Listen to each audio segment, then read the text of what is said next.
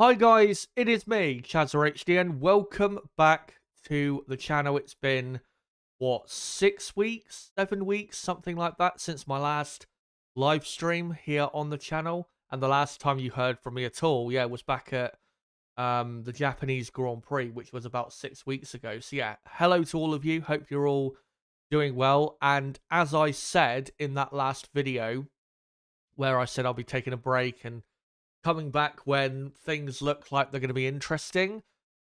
Things look like they're going to be interesting this weekend, and at least today. So that is why I am back, and I am going to be doing the qualifying watch along for the 2024 Emilia Romagna Grand Prix at Imola. And I can't wait for it because it looks like we've got at least a 2-team fight for pole, if not probably a 3-team fight for pole position between Ferrari, Red Bull, and McLaren. Cannot wait to see what happens in a couple hours' time. Of course, in the next couple hours, I will be building up to the session. We'll go through plenty of stuff in terms of what's happened so far this weekend. Looking at the results of practice 2 yesterday, going through the data, making my predictions, go through upgrades as well. Plenty of upgrades this weekend to go through. And also, I will touch on what's happened since I last spoke to you it was the race day, wasn't it, of the Japanese Grand Prix. So we'll go through that a bit as well, because obviously there has been certain things that have happened, such as this man on screen taking finally his first Grand Prix victory, which he did 2 weeks ago in Miami. But I hope you guys are well on what is a very hot day in my part of the UK. And it is very hot at Imola also. And yeah, hope no matter what time zone you're in, what part of the world you're from, hopefully you're having as best time as possible. Hopefully the weather's brilliant. And yeah, things are just going well for you. There is a poll running, of course, in the live chat. Make sure to let me know in that poll in the next 2.5 hours. You have, a good amount of time to decide. Who do you think will take pole position today? Will it be Charles Leclerc, Lando Norris, Max Verstappen, or Carlos Sainz? Let me know who you think is most likely to take pole position at Imola. So yeah, what we're going to do is just touch on what we, or not what we, but what I have not yet talked about, which again is the races that have happened since I last spoke to you guys. So I did that video on the race day of the Japanese Grand Prix. And then since then, we had the Japanese Grand Prix, the race, obviously. We then had the Chinese Grand Prix weekend, and then the Miami Grand Prix weekend. And the championship standings are not really looking that much different from how they were when I last spoke to you guys 6 weeks ago. If we just go on to the championship standings now, I'll just hide that timer quickly. So Max Verstappen is still comfortably in the lead, despite things at Red Bull seemingly falling apart, with obviously Adrian Newey. He has announced that he will be leaving the team pretty much at the end of the season, and looks as though he's off to Ferrari, probably for next season. But Max is still 33 points clear of second place, and second place being Sergio Perez. Charles Leclerc is in third, with Lando Norris in fourth, Carlos Sainz fifth, Piastri sixth, Russell 7th, Alonso 8th, Hamilton 9th, and Yuki Tsunoda, what a season he is having in P10. Tsunoda's been absolutely fantastic in 2024. And then on the constructors' side, Red Bull, not actually that far clear in the constructors as I expected at this point of the season. They are, 52 points clear, which is still, comfortable, but it's not as far ahead as, again, I think they would have expected at this point. Then Ferrari second, McLaren in third, already over 100 points behind Red Bull. Mercedes fourth. What an absolute shit show of a season this has been, and it's really been, honestly, I think it's been worse since I stopped doing content. It's got even worse since what we saw in the first 3 Grand Prix of the season. And then Aston Martin in fifth, who had a decent start to the season, but looks like they've now dropped back into being a midfield team. Racing Bulls sixth. Racing Bulls are getting better every time I see them, really. And then you've got Haas in seventh. Good to see them being able to have a good car in the race for once. Alpine in eighth, somehow. Williams in ninth, and Sauber in P10. But yeah, championship-wise, it's not really massively different from how it was a few weeks ago. But with, McLaren, they put some upgrades onto their car, and Ferrari this weekend have put some upgrades onto their car. Things could get very interesting going forward, at least in terms of finding out who is going to win each race, which at the end of the day is at least what we want. We want to know. Well, no, we don't want to know. We want to go into Grand Prix weekends not knowing who is going to take pole and who is going to win the race. That's what we want. We haven't had that a lot in the last 18 months, I would say. So it's great that Ferrari and McLaren have come to the party, and Red Bull are struggling a bit, and that's good for the on-track entertainment for us. But in terms of what we've had since I last spoke to you at Suzuka, I think me staying away for as long as I have has been the right decision, because the Japanese Grand Prix was probably the best race of the season, I would say, but it still wasn't that great. It was mostly interesting because of the strategy, which, I mean, I do enjoy, but it wasn't really a great race. It was a decent race, let's say. Shanghai was really overall just a mid-weekend. The only real, the main highlight was probably some of the racing we got in the sprint, funnily enough, on early on Saturday morning, back a few weeks ago. I think it was about a month ago now, that sprint. The race that happened on a Sunday again, it was, except for a couple little, accidents midway through, it was just a mid race, really. Miami was okay.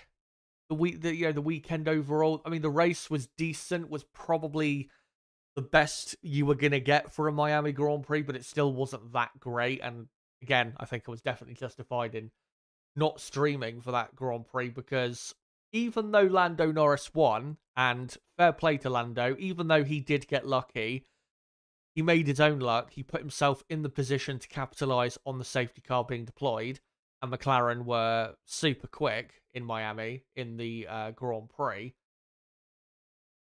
The race wasn't actually that great, despite us having a new winner. Again, it was probably a 5-6 out of 10 type of race.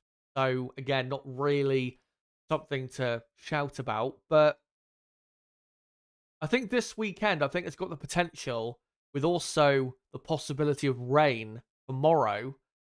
I think this weekend is possible to be a great weekend. Have a great qualifying and a great race. I think it is possible. Not saying it's going to happen, but it is possible. And that is, at the end of the day, why I've come back, because it looks like we possibly have a great weekend on our hands. Now, in regards to, am I going to stream tomorrow? It depends on what happens today. If we get like a mixed up, top 3, whatever, then yeah, I will be streaming tomorrow. But if we have like one team lock out the front row and be miles clear of the rest of the field, then I probably won't, because we probably won't then end up getting that competitive of a race tomorrow. But I don't think that's going to happen. I'd be very surprised if we had a front row lockout by any team today. So yeah, I think we are in for a very competitive qualifying, and it should be very, very exciting. Let's hope it does deliver. But yeah, we'll see going forward whether, McLaren with their upgrades and now Ferrari with their upgrades, whether they can continuously for the rest of the season compete regularly with Red Bull and fight for race wins on a regular basis. Because if they can, that's great for us. It really, really is. But we've got what? An hour and 50 minutes to go until qualifying begins. Before I get into what happened yesterday in practice 2, which is the most important session we've had so far this weekend, because it's revealed probably the most information to us as to what's probably going to happen this weekend. By the way, hello to everyone in the chat. Good to see you all. Before we get into that, I just want to go through the top 10 of practice 3, because practice 3 finished about 45 minutes ago.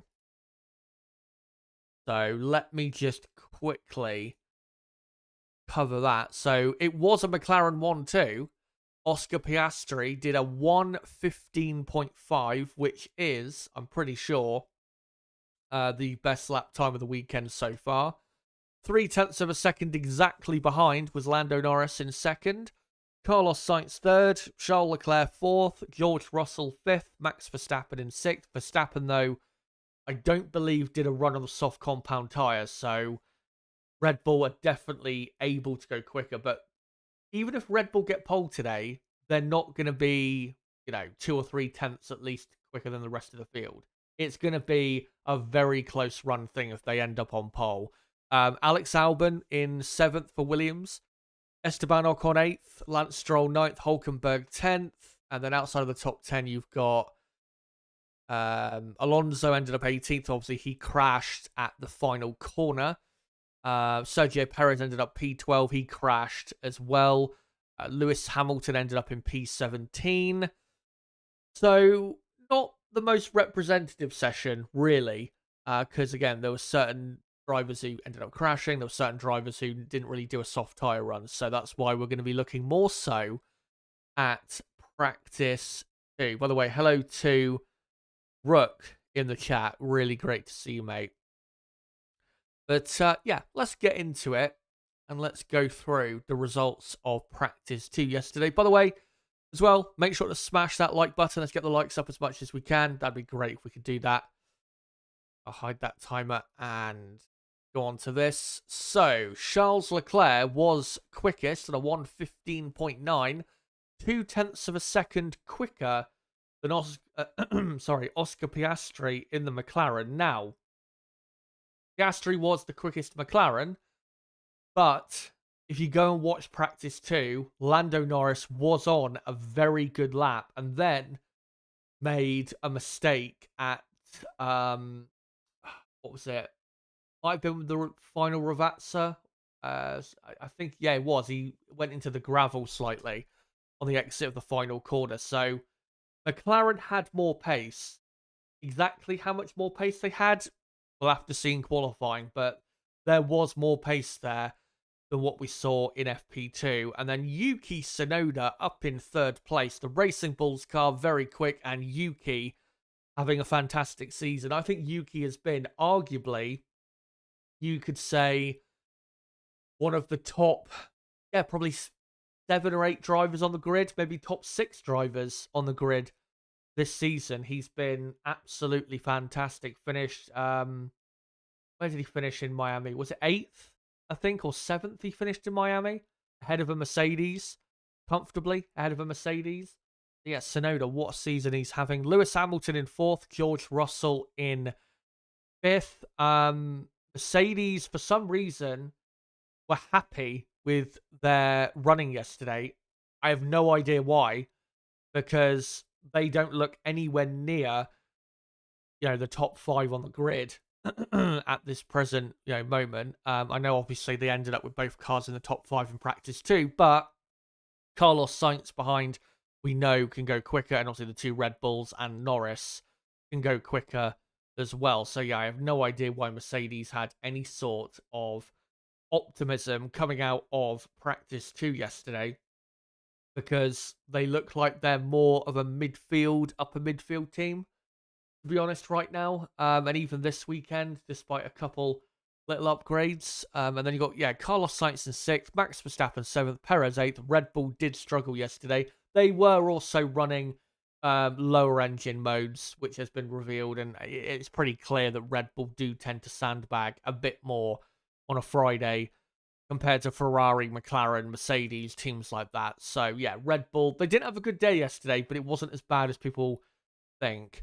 Hulkenberg in P9, Hulkenberg having a great season as well, and Fernando Alonso 10th, Aston Martin look like they're gonna do well to get a car in the top 10 in qualifying later. And then the rest of the field, Ricciardo in 11th. Ricciardo's got to improve. 7/10 of a second slower than Tsunoda in practice too. That is unacceptable, especially around a track this short. He should be no more than 2/10 of a second away, but even that's, for how talented he is, that's a bit too much, you would say. Lando Norris in 12th. Again, Norris made a mistake on his best, or what he was attempting to be his best lap, and that's why he aborted that lap. Lance Stroll 13th. Once again, Stroll doing as usual. And then Ocon 14th, Gasly 15th, Alpine getting better, but still not quite there. What a drive, though, from Ocon in Miami. Not talked about enough at all. He was brilliant in Miami, was Ocon. And then Bottas 16th, Magnussen 17th, Albon 18th, Zhou 19th, and Logan Sargent, no surprise, at the very back. But let's get into the sector times from practice 2, just to see where certain teams were doing well and certain teams were not doing so well. So the first sector, you've got the very long pit straight, very long DRS zone as well, and then following that, some very fast corners, and Ferrari and Red Bull pretty much level through that first sector. McLaren, bit surprising they were not right there with Ferrari and Red Bull, at least. You would have maybe even expected them to be the quickest because of how good they are in the high-speed corners, but still, they're only half a tenth away. It's not that much lap time. Then another 10th of a second back is Mercedes. Another 10th of a second is then Aston Martin, showing clearly that, Mercedes and Aston Martin just not on the same level as Ferrari, Red Bull, McLaren. Racing Bulls, pace pretty good in that first sector. And then Williams, as expected, you'd expect them to be decent in the first sector. And then Haas, not that great. Interestingly, with Sauber in 9th and Alpine in P10. But really, this first sector is as you would probably expect. Again, the only thing you would maybe expect to see different is maybe McLaren being a bit quicker. But overall, it looks really as it should. And then the middle sector is the most important aerodynamic, sector. And no surprise, McLaren, not only quickest, but miles quicker than the next best team in that sector. Norris was almost a tenth and a half quicker than the next car of the Mercedes of George Russell. McLaren, through the corners here at Imola, I think probably have got the best car. The only issue for McLaren is that long pit straight.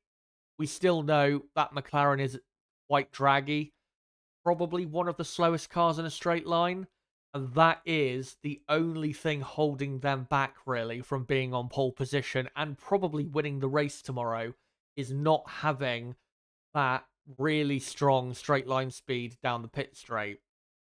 So we'll see if they maybe try to combat that with, maybe slightly adjusting the wing level, but through the corners, that McLaren car is probably the best car on the grid this weekend. Maybe you could say overall right now, at any track, it is the best car through the corners. It is very, very impressive.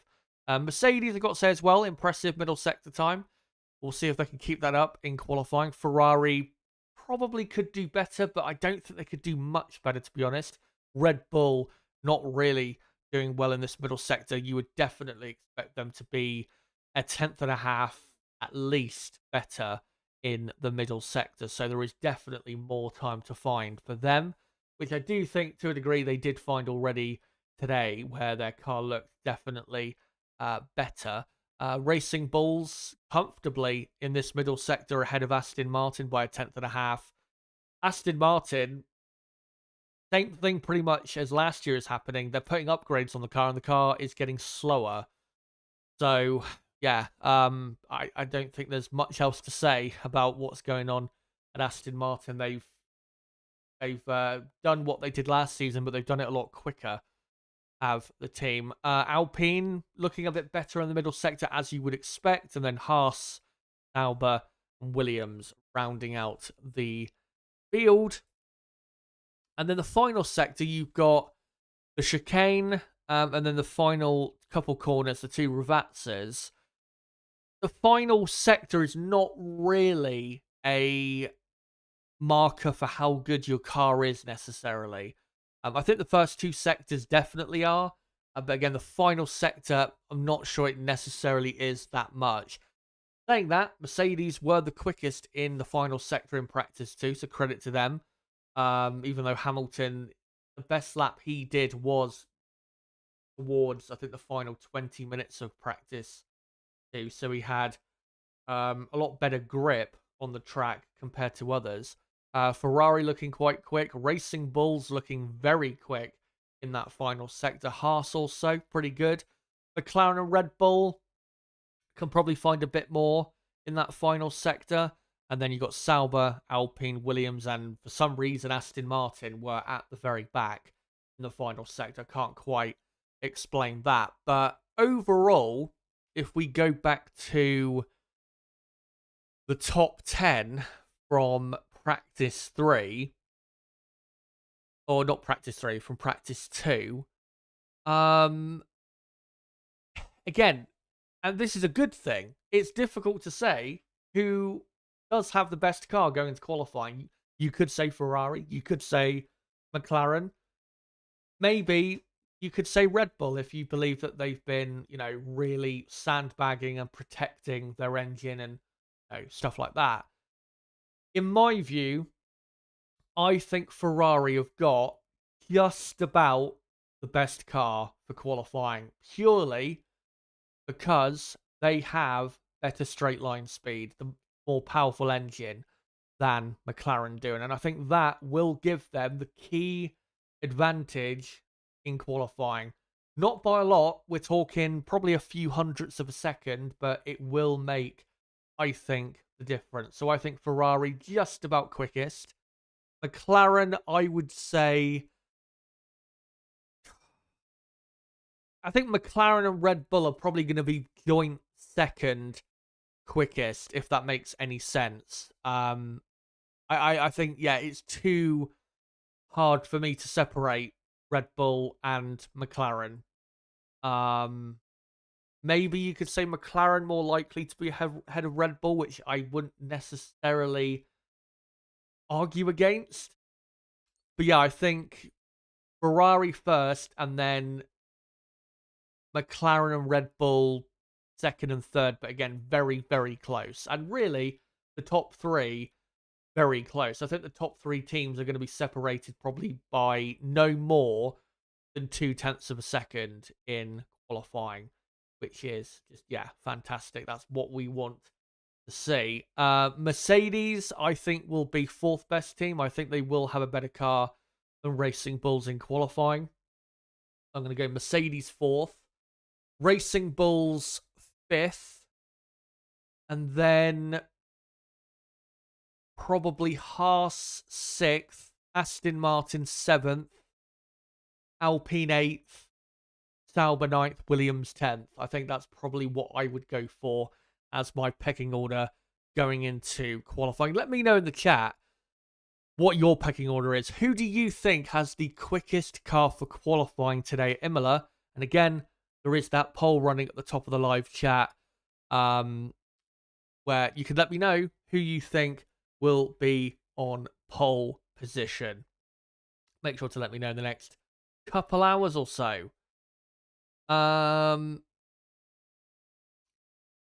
Right, so just having a quick look at the chat there, sorry.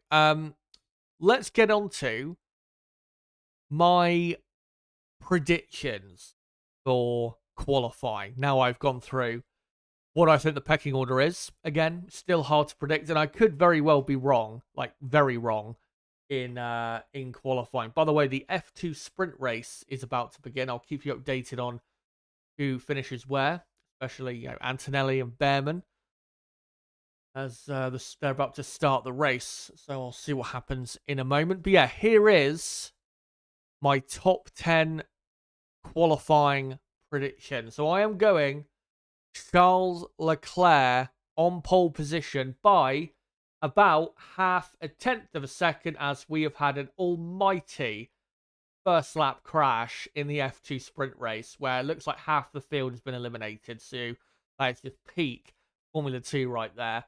So yeah, Leclerc I think will be on pole just about by half a tenth from Lando Norris in second.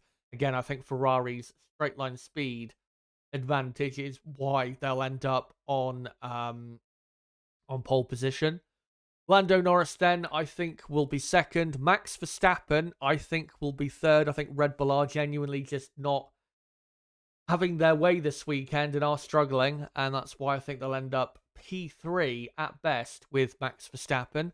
Oscar Piastri I'm going to go in fourth, with Carlos Sainz in fifth, Sergio Perez in sixth, and then George Russell seventh, Lewis Hamilton eighth, Yuki Tsunoda ninth, and Nico Hulkenberg in P10. That's my top 10 prediction. Let me know, guys, your top 3, top 5, top 10, whatever.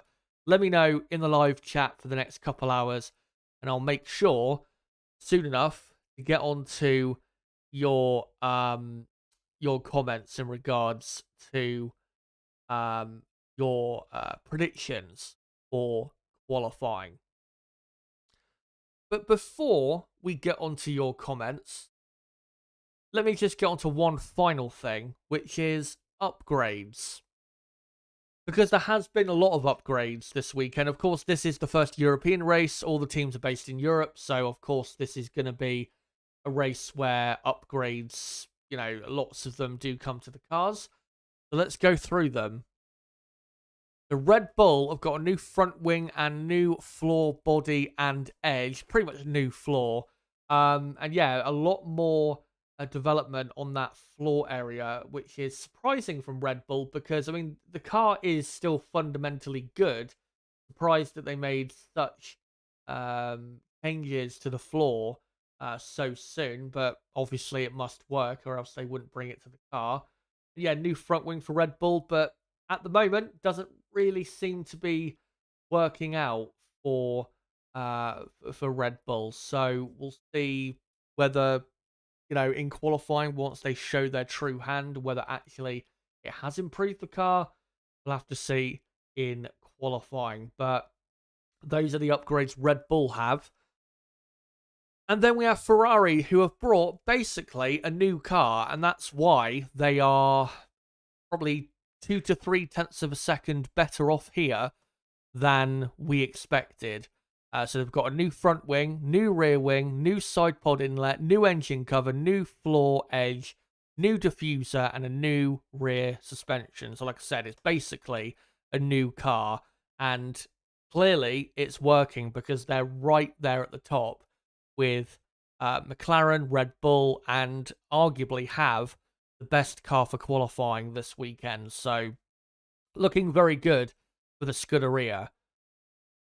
Mercedes, not really big upgrade for them. New floor fences and floor body, just some small alterations. I don't think there's really much you can do to this Mercedes car. It's just a fundamentally bad car. So I don't think big upgrades are really going to solve the issue, which is the Mercedes 2024 Formula 1 car. So yeah, not really surprised that they brought only this as their upgrades. Aston Martin also have a lot of upgrades, but seemingly not working at all, and in fact having probably the opposite effect for them. New front wing and nose, a new floor entirely for the team, also a new diffuser, new engine cover, new rear suspension, and a new rear corner. Again, pretty much a new car, but they're not going anywhere. So yeah, very worrying situation at Aston Martin. Alpine, new floor edge for them. They are just slowly getting better. Let's hope that continues. Same for Sauber, who have one of the worst cars on the grid. And then for Haas, new front wing end plate, new rear suspension, and a new rear corner. So Ferrari and Aston Martin are the two teams to watch out for in terms of upgrades and how those upgrades will maybe progress, their performance forward or backwards in Aston Martin's case, going forward for this weekend and just going forward in general. Let me go back to this screen and get the timer back up, as we have got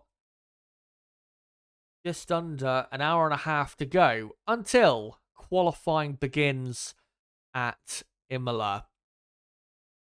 So, what I want to now hear from is you guys in the chat. I want to hear what you guys have to say. What do you think is going to happen in qualifying? And, as I was talking about earlier, who do you think's got the best car? Let me know in the chat. And in general, if you want to ask any F1 related questions about anything that's happened, in the last few weeks that I didn't stream for, then go ahead and ask, because we've got still quite a bit to go until qualifying is underway.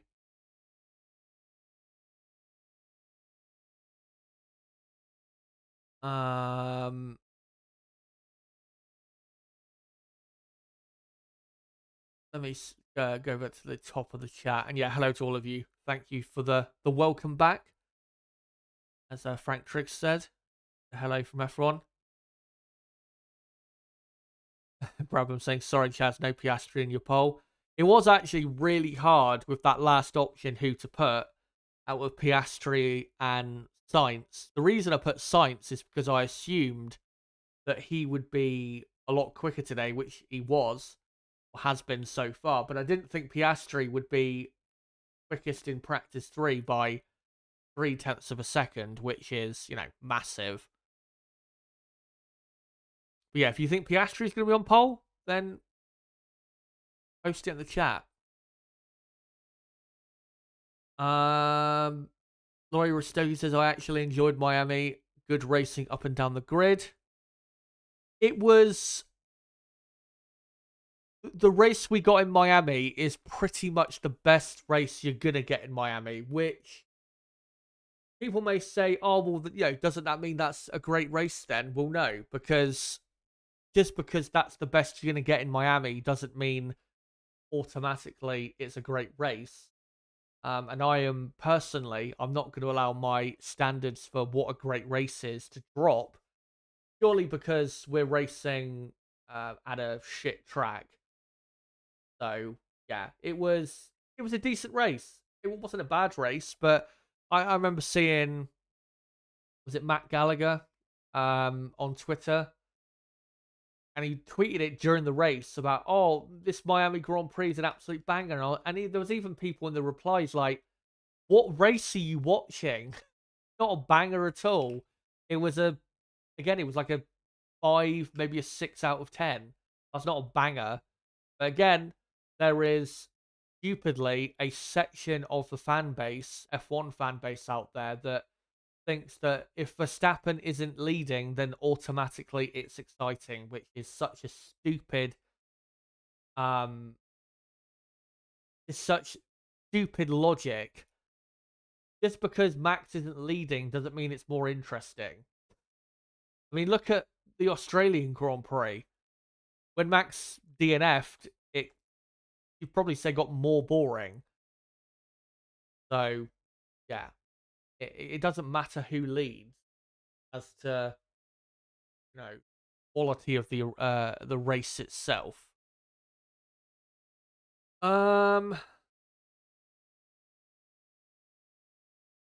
Laurie says, very surprised when Alonso crashed. He's human after all. I think he's pretty fed up in that car. Because, yeah, I know recently did he sign a new contract with Aston Martin, but I think he only did that because he didn't have really anywhere else to go, and I think he knows that until 2026 he is racing in, yeah, I'd say pretty much an upper midfield car. Um,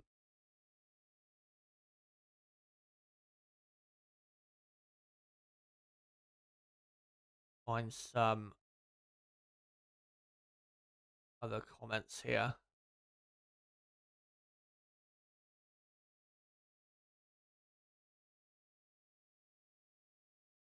Um, Nicholas says it's no wonder why Lewis Hamilton fans make such a big deal about that.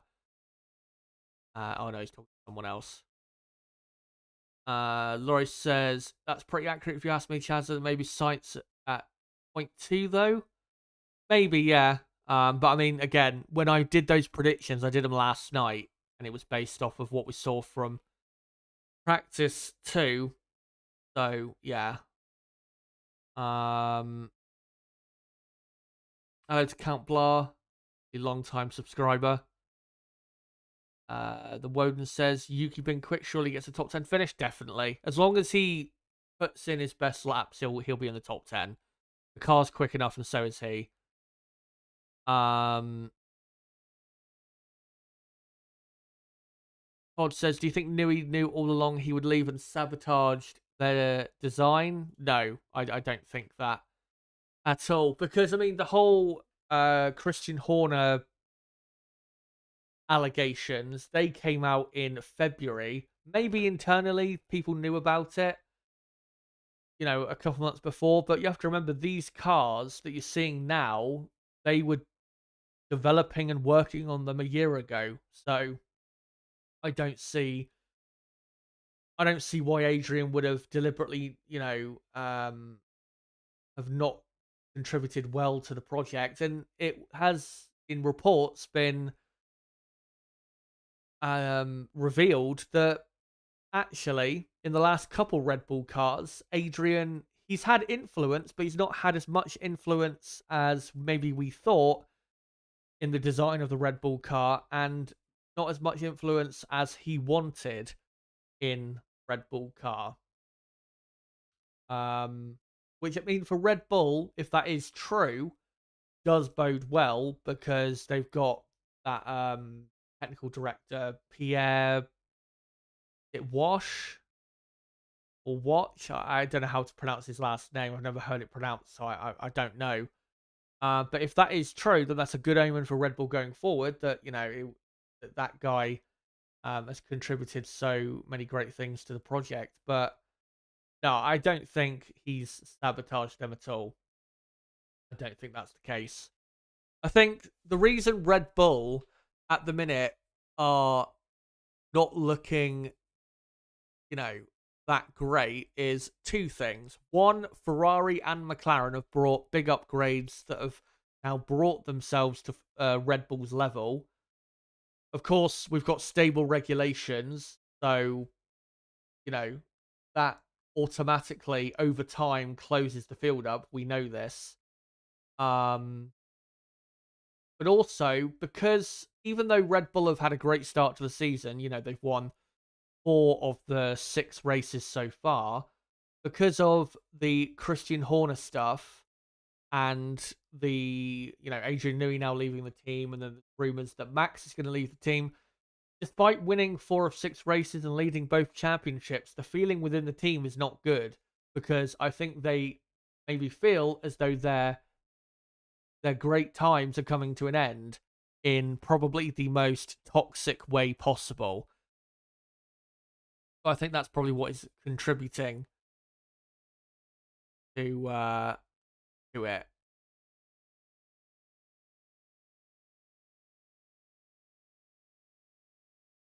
Derek Tate says, great that you're back and hope you're well. Thank you for that. And yeah, I'm all right. I've actually had I'd say a pretty decent break. Obviously that video I did at the Japanese Grand Prix. Yeah, it was 6 weeks ago, and since then, yeah, I've had a decent time. It's not been amazing, but I've been able to catch up on a lot of sleep that I've missed due to previous dreams that I had to do at ridiculous times and stuff like that. Um, and then the best thing really has been I've been able to have more time to do my university work, which I am not far away from finishing. I actually finish my uni course on Wednesday. So, um, yeah, it's been all right, and yeah, just need to finish some things off, and then I'm finished for the year. And by the looks of it, I think I should get a pretty good degree when I get my results in a couple months, from what I've heard. So yeah, things have been all right, and I've enjoyed having a little bit of a break because back at Suzuka, I mean, you heard it in my voice and heard it, with what I was saying in that video I did.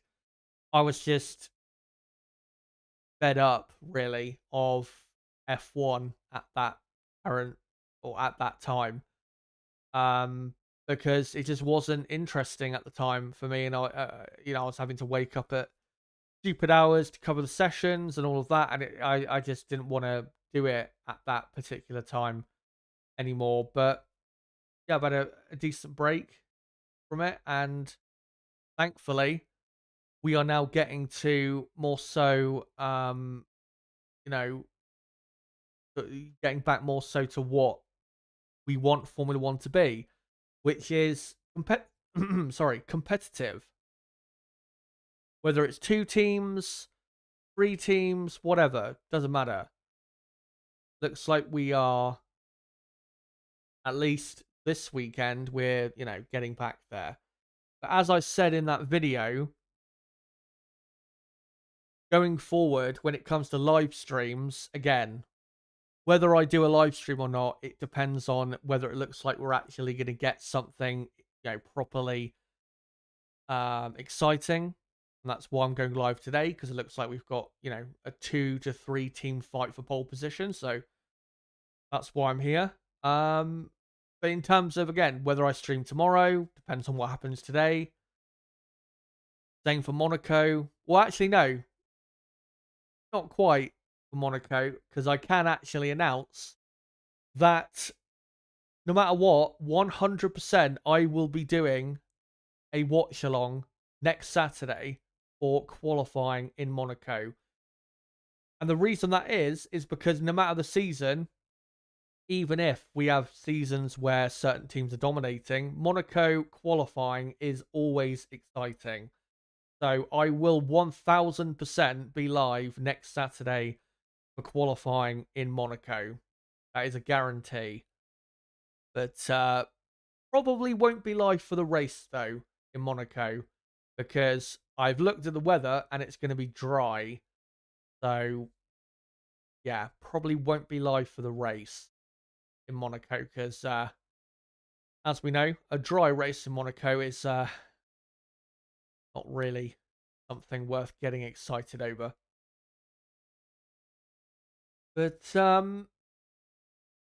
let's get into some more comments, as we've got, what, an hour and 15 minutes left.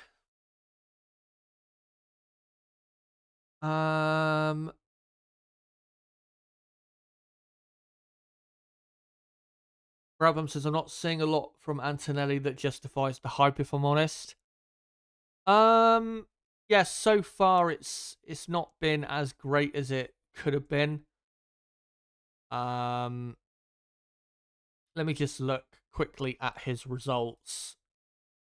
I mean, also the team that he's been or that he is driving for, Prema, they haven't performed that well this season, which also hasn't helped. But yeah, he had was it 10th in Bahrain feature race, 2 sixth place finishes in Saudi Arabia, and then he had a 4th place in the feature race in Melbourne. Yeah, at the minute, I know there's rumours that Williams want to replace Logan Sargent with Antonelli. I don't think Antonelli is ready for that. I don't think he's ready for that. Because, as you say, I don't think Antonelli, even though the Premier team has not been performing as well as it should have been so far this season, I don't think Antonelli has shown consistently enough yet that he's definitely going to jump into that car, say, later this year and be a proper success. So I think it's probably better to give him a bit more time, to be honest. But, I mean, yeah, Prema just haven't had a good season. So, I mean, Oliver Bearman is down in 19th in the championship, only on 2 points. And currently in this sprint race, Bearman is in 5th and Antonelli is 11th. I mean, there was a lot of chaos at the start, which has mixed things up quite a bit. But yeah, I mean, the guy's definitely, Antonelli's definitely very talented, but at the end of the day, sport, never mind motor racing, sport is a results business. And if you don't produce the results, then, you know,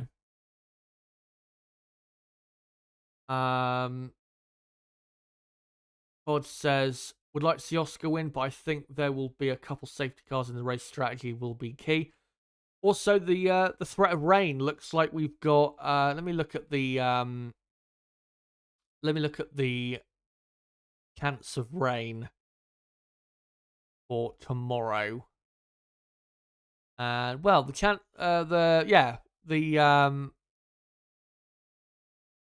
hold on, let me just make sure I've got the right up. Yeah, look, the chance of rain has gone down compared to yesterday. Yesterday, it was at about 40-50%, but looks as though it's more now 20%. So probably will be dry tomorrow, but it will be cooler tomorrow. Probably cooler tomorrow. Not by much, but it probably will be cooler. But we'll see. But yeah, I mean, even if we get if we end up with a qualifying result today that I predicted, which is Ferrari on pole, McLaren second, Red Bull third, McLaren fourth, Ferrari fifth, I think we'll still get a pretty competitive race, even in the dry.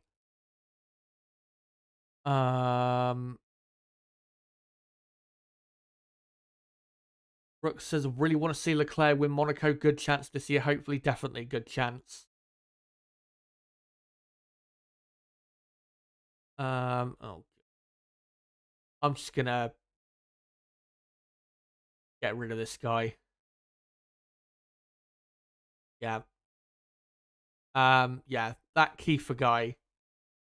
Sorry, but again, repeating the same questions to people over and over again, and just generally being annoying, not really engaging with like the stream. Yeah, there you go. And if Kiefer gets in contact with anyone to be reinstated, please tell him he's not going to be reinstated because I told him this before. I can't remember the last time I banned him. It was it a few months ago? I think it was. But again, doing the same thing, which I said not to do. So yeah, there you go. But we've got an hour and 10 minutes remaining until qualifying. So yeah, get your comments in. And yeah, Rook saying in the chat he was warned last time. Didn't take the hint exactly. Yeah, get your comments in the chat. Let me know, what do you think will go down today in qualifying at Imola. 30 years, sadly. Not exactly in terms of the dates, but 30 years pretty much since the most tragic weekend in modern Formula One history. The obviously 94 San Marino Grand Prix, which took place at the end of April, start of May of 94. Of course, we had that anniversary 3 weeks ago. Great to see all the drivers on, I think, was it Thursday, wearing those Senna shirts. And yeah, been great to see all the tributes so far this weekend. And in general, it's just great to be at Imola. Imola is a great track. It always has been. That's why there are so many motorsport series that race here, because it's a great track. Everyone likes Imola. And really, I don't get why we ever left Imola. Because, of course, between 2007 and 2020, there was no F1 race at Imola. I don't get why. Because it's a great track. Yeah, maybe hasn't produced a lot of overtaking over the years, but it's a great track, and it's definitely better than a lot of circuits we've had over the years.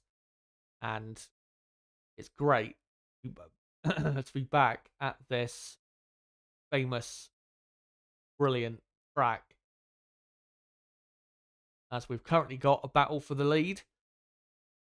The F2 sprint race between Paul Aron and Franco Colapinto. I think Colapinto is the pole position man for tomorrow's feature race, so he's looking to get the sprint win here. Brabham saying thanks, Chazza, thank God. Yeah.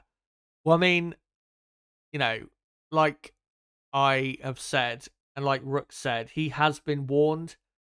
And it was something that was probably coming anyway. But yeah. Right, let's see if there's any other comments here. Todd saying Monaco, Indy 500, Coca-Cola 600, best day of racing. Carl Larson trying to pull a double duty at the 500 and 600. Hell yeah. Yeah. Yes, next weekend is going to be a brilliant weekend if you're a motorsport fan. Rook says, what's the DRS layouts for the track? Just one DRS zone down the pit straight, and the DRS zone begins right before the start-finish line, I believe, and is all the way until the first proper corner. And it is a very long DRS zone. So theoretically, we should see some racing tomorrow, some overtaking. But I do feel that the DRS might be too powerful at this track. And I think we may have discussed it before when we've been at this track, that the DRS is a bit too powerful and a bit too long, the DRS zone. But we'll see how it plays out this weekend.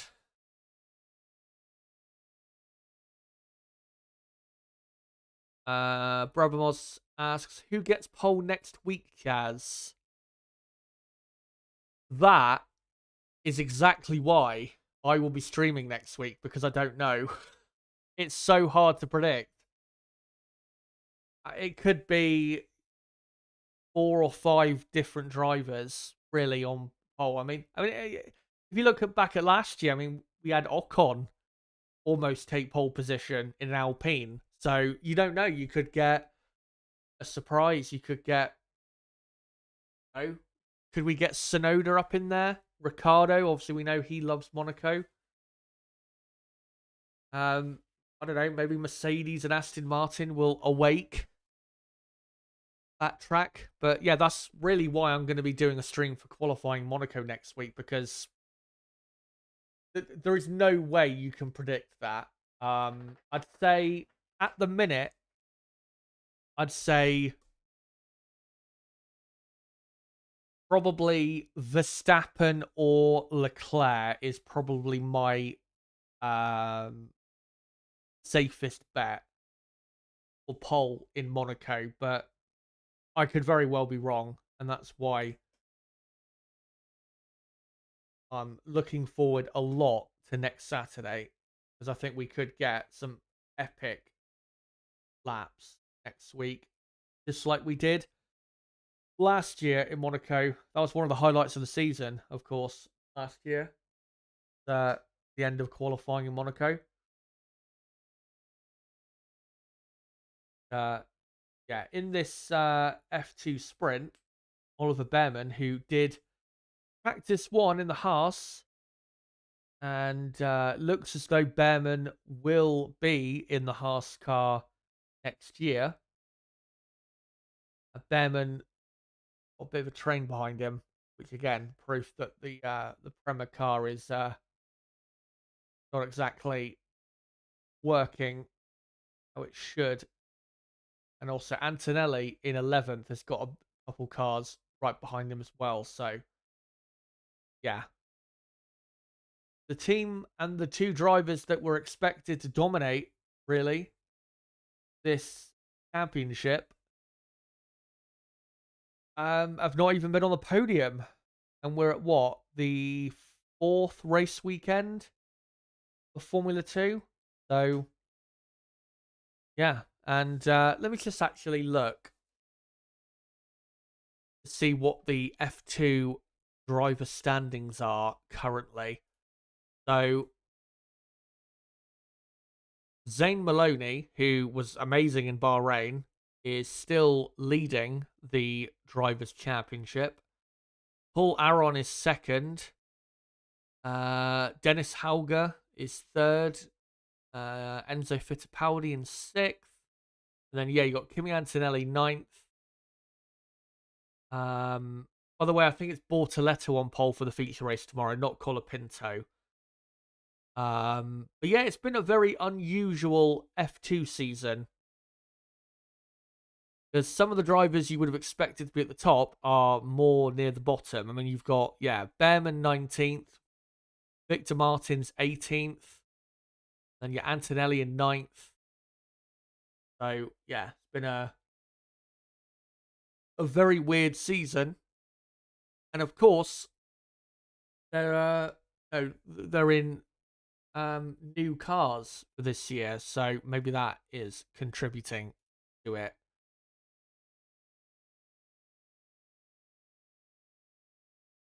Brabham says if Rick got pole, I'd be ugly crying. That would be just incredible if he was to get on pole position. But yeah, that is pie in the sky thinking, I'm afraid. Robert says, you said why they left. In business, it's always the money. Racing business is the same. I'm not sure. Was it the money with the reason they left? I can't remember. It was back when I wasn't even following Formula One. But it was the wrong decision. Whatever the reason was, it was the wrong decision, because whatever race you would like to say took its place was not better than Imola. And there's always money to be made at this race, because of course it's one of Ferrari's home races. So it's not like a race in the middle of nowhere in a country that doesn't care about motorsport. Yeah, as far as I'm concerned, Imola should always have a place on the calendar. But from what I've heard, possibly in 3 or 4 years from now, Imola might not be on the calendar anymore, which is concerning. But not surprising if they end up replacing it with probably another race in America, or I don't know, another race in a country that again doesn't care about Formula One. But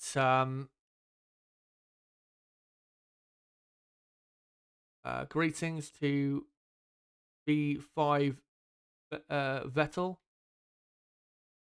Element Waiters, had a long time no seen. Where have you been? Like I said in earlier, yeah, I just took a break because I was getting fed up with the way Formula One was, but thankfully things are better now. Todd asks, where do you think Sainz will end up? Even though Audi are losing patience with Carlos Sainz because he still hasn't signed the contract that has been offered to him, I think Carlos Sainz will sign with Audi. Because I know he's having discussions with Mercedes, maybe even Red Bull, but more likely Mercedes. But I think Mercedes are probably looking at other drivers. Max Verstappen, who may leave the Red Bull team. And then obviously you got Antonelli, who is, in their driver academy that they have high hopes for. So yeah, I think he'll be Audi because I think that's probably for him the best option. And as well, if he goes to Mercedes and partners Russell or Verstappen, if he goes to Mercedes, he'll be partnering Russell. Russell has a contract. He won't be the number one driver there. He'll be an equal driver to Russell. And then if he goes to Red Bull and partners Verstappen, again, he won't be the number one driver. He'll be the number two driver.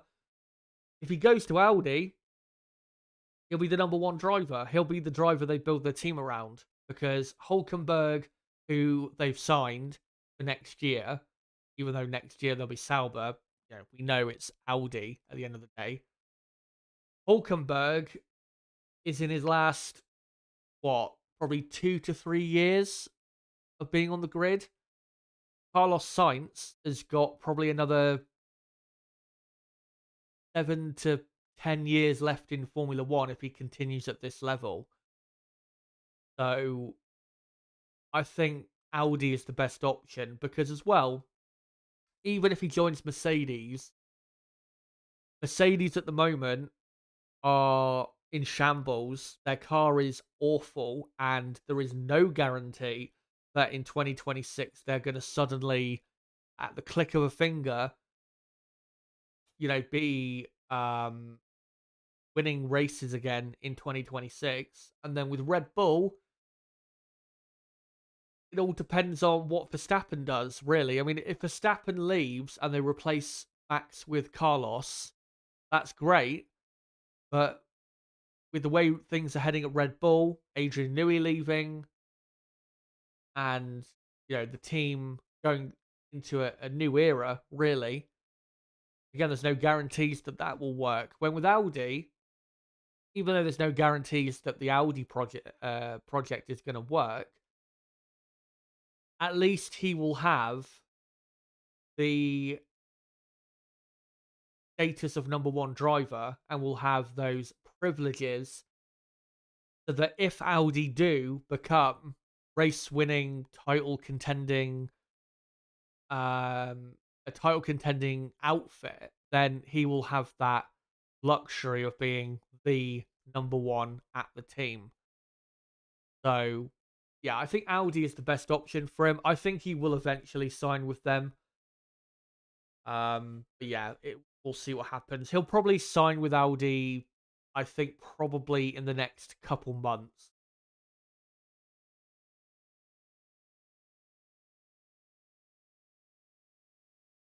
And we'll see. We'll see if, that team ends up being a success. And if it is, then Carlos will be in a perfect position. Hello to Yanni. Been a while, yep. Great to see you. Will F1 Gamer says Hamilton needs to be removed from the thumbnails. I'm never going to remove him from the thumbnails because even though he's not doing well this season, he's still one of the biggest, if not the biggest, star on the grid. So yeah, no chance. Um, Frank Triggs says Audi are going to be at the back of the grid for a couple seasons, though. Not a guarantee. That's not a guarantee. That I mean, they could end up being just a midfield team to start with. We'll have to see. I mean, the advantage we have to remember that Audi will have compared to, say, um, when Toyota came into Formula One is obviously Toyota. They didn't take over a pre-existing team. They created their own team, which I think in hindsight was a massive mistake. Audi are taking over a team that's been there, done that. They've been around for 30 years.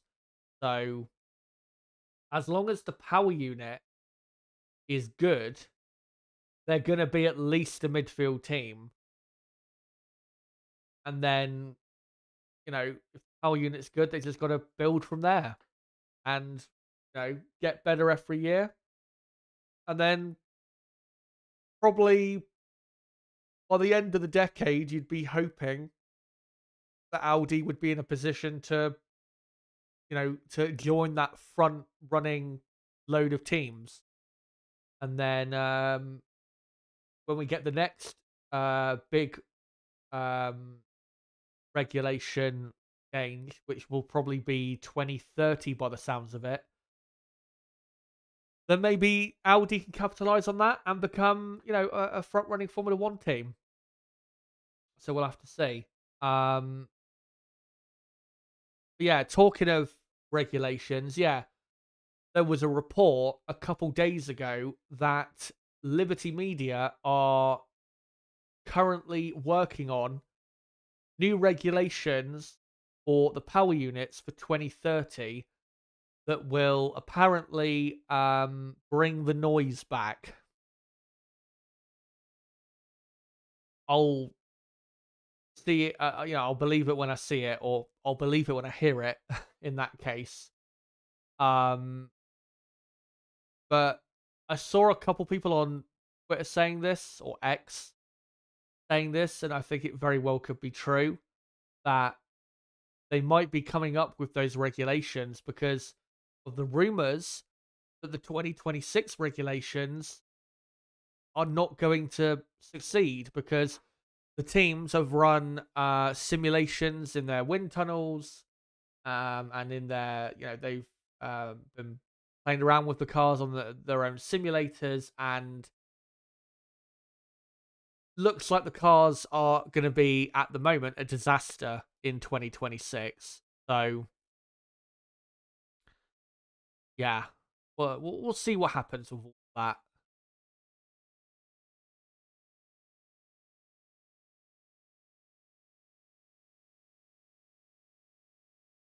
Um, Will F1 Gaming says keep spamming the same comments on every video. F1 channels, F1 Games, PlayStation, the Man in Yorkshireman. Yeah. Um, that's why, you know, I banned him. And if he does have an alternate account, then we'll find out pretty quickly, I think. Um, Brooks, so awarding points down to 12th place. Your thoughts, Chazza? I don't like it at all. I don't like it at all. If you, one thing I will say though is if you are going to bring a new team onto the grid, which of course would increase the grid from 20 to 22 cars, then I wouldn't be against having points for 11th place, because then you could say, well, it keeps up the, that half the field gets points. I wouldn't be against that, but down to 12th place, no. I don't agree with that. And I heard Crofty say back in Shanghai, and I've heard other people say, oh, the whole field should get points. The fuck are you talking about? This isn't a participation sport. You have to earn points. You have to work hard for points. You don't just get given them for existing. This, again, such a stupid stupid reason and a stupid thing. It's so dumb to me. So dumb. And one of the arguments I've heard for um having points down to 12th or even having points all the way down to 20th is, oh, but it would give us a better understanding, or the viewer a better understanding of why teams are where they are in the championship. We already have that. We already have that. If we had points down to 20th, Williams and Sauber would still be the two worst teams on the grid. So what difference does it make? All that would be different is they would have factually more points. Like, why? This is why I dislike Liberty Media, because they will try to fix things that don't need fixing. Like, does anyone actually care if we get points past 10th place? If, let me rephrase that. If the racing's good and we're having competitive, great races every week like we were 3 years ago in 2021, does anyone at that point care whether people below 10th place get points? No. This is once again them trying to spice things up because they can't figure out any way to actually, make Formula One better. It's just, waste of time as far as I'm concerned, and I really hope it doesn't happen. But again, if you're going to bring a new team onto the grid and you want to make 11th place eligible for points, again, I am for it, because you could still say, well, it's still the same that half the team gets points, but eventually, if the more positions that get points, eventually it's going to get to the point where every single position has points on offer, which should not be the case. It's like, well, I'm not sure if I compared it to football, it'd make much sense, but it's like, in football, for example, like in the Premier League, if every team got at least 1 point per game, even if you lost, it's like, why? Participating is not a trophy. Participating is not worthy of points. Because if you had points all the way down to 20th, then let's say you had points all the way down to 20th, and then you had a team, let's say Williams returned to how they were back in 2019, where they were by far the worst team on the grid. What incentive would Williams have to get much better to compete for more points when they know all they'd have to do is finish the race with both cars to score 2 or 3 points per race, and then just hope that the other teams have bad reliability? Again, it removes, incentive, and it puts a lot more onus on reliability rather than properly trying to compete for points. It's just stupid. So stupid. Derek Tay says, please bring the sound back. It's what makes F1 unique. If they can do it, it'd be great, but I don't trust them. I don't trust them at all. By the way, we're on 35 likes. Let's try and get up to 50 plus likes if we can, given that we've got 120 watching. Yeah, try and smash a like button if you can. Obviously, does help the channel grow. Hitting the like button would be massively appreciated. Yanni says, I think that if Carlos had a better option than Audi, he would have already signed. If I was him, I'd be happy going to Audi. They are part of a powerful automotive group and they have the money. Yeah, I think I agree with what you said there. I think if Mercedes genuinely wanted to sign Carlos Sainz, I think it would have been done by now. Same with Red Bull. And as you say, Audi, they've got the resources, they've got the money. The only thing Audi lack is, or are gonna lack, is personnel and the quality of personnel. That's all. That's the only issue Audi need to sort out is quality personnel. If they can hire some, really good designers, technical people, then there's no reason why they can't be a front-running team, 3-4 years after they've come into Formula One. So I think it's worth the risk for Carlos Sainz.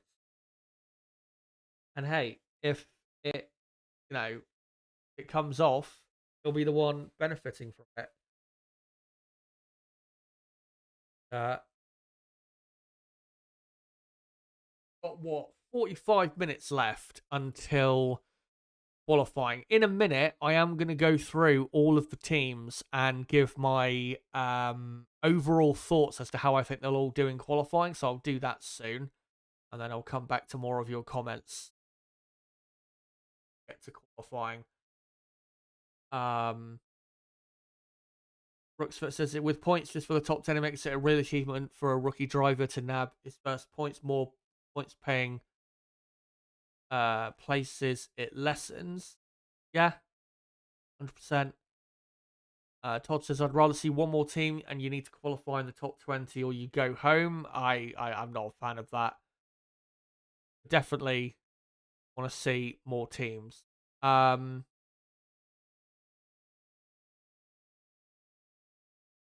Kevin Watson says teams' entry fees are based on the amount of points scored in the previous season, so more money for F1. Frank Triggs, are Audi building their own engine? If so, they'll struggle with reliability for quite a while like Honda did. It is likely that could happen. The difference, though, between Audi and Honda is Audi, they officially announced that they would be coming into Formula One in 2026 back in the summer of 2022. So by the time we get to 2026, they would have had about 3.5 years to work on the power unit, when with Honda, they'd probably only had about 2 years. So Audi will have the advantage of having had more time to develop their systems. And in general, I think Audi are more trustworthy as a motorsport team than Honda, because Audi have had more success than Honda have. In general, I'm not sure if it's in general, but definitely lately. So I'm not sure it'd be necessarily the same situation, but I wouldn't be surprised if Audi had reliability issues early on. No one that you know says, hello everyone, glad to see you all back. Frank Triggs says, in the old days, only the top 6 got points. Exactly, and back then, especially when we had some great races, did anyone care that the points stopped at 6th place? No, they didn't. They didn't care, because it's not really an issue. And as well, back then, even though the top 6 only got points, you still got a good indication as to why teams were where they were on the grid. So, yeah, it's just, again, it's just stupid. Unnecessary. It's not something that should even be discussed, because it's not going to make Formula One better, is it? It's just another attempt at a short-term fix that won't make a difference to the on-track product. And that's my biggest criticism of Liberty Media, is lots of attempted short-term fixes, but no actual long-term plan for the product on the track. And, Formula One's doing a great job off the track with revenues. I saw, revenues are up once again for Formula One, which no surprise, that is their number one aim, is to increase revenues for their own financial gain. But the on track, not on track, the on track product, continues to suffer.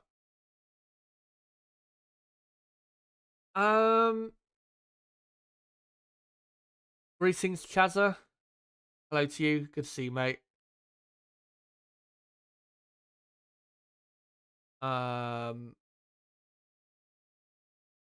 Hiram, I think it is, says Piastri on pole would be great. It would. And he is capable of it. It just depends on if Oscar is properly in form. Because with Oscar, he's a very good driver, don't get me wrong. I like Oscar a lot. But he still isn't consistent enough for me. And I know, he's not even completed 2 seasons of his Formula One career, so he will get better, no doubt about it. But that's what is separating him and Lando, is consistency. Lando is not every single qualifying and race, but almost every qualifying and race, Lando is, right there. But with Oscar, he'll have a great qualifying, but then a not so great race, and vice versa. A not so great qualifying, but then a great race. So it just depends on whether Oscar that particular session is feeling it, and if he is, then it's very much possible. I mean, one race weekend where Oscar was absolutely on it, and was probably Oscar's best race weekend of his Formula One career, was Qatar last year, where he won the sprint race. And then he qualified and finished in second. I can't remember if he did. I know he finished in second, but I don't know if he started in second for the actual race on the Sunday.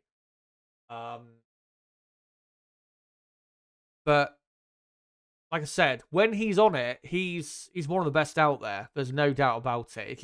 He just needs to get the consistency down, and also he needs to still work on his tire management. Brooksput says, I almost forgot about the wheel covers trial Ferrari did. Didn't seem to limit the spray too much. What a bodge last minute fix. Yeah, I saw they did a test with those wheel covers, and yeah, hasn't worked really for them.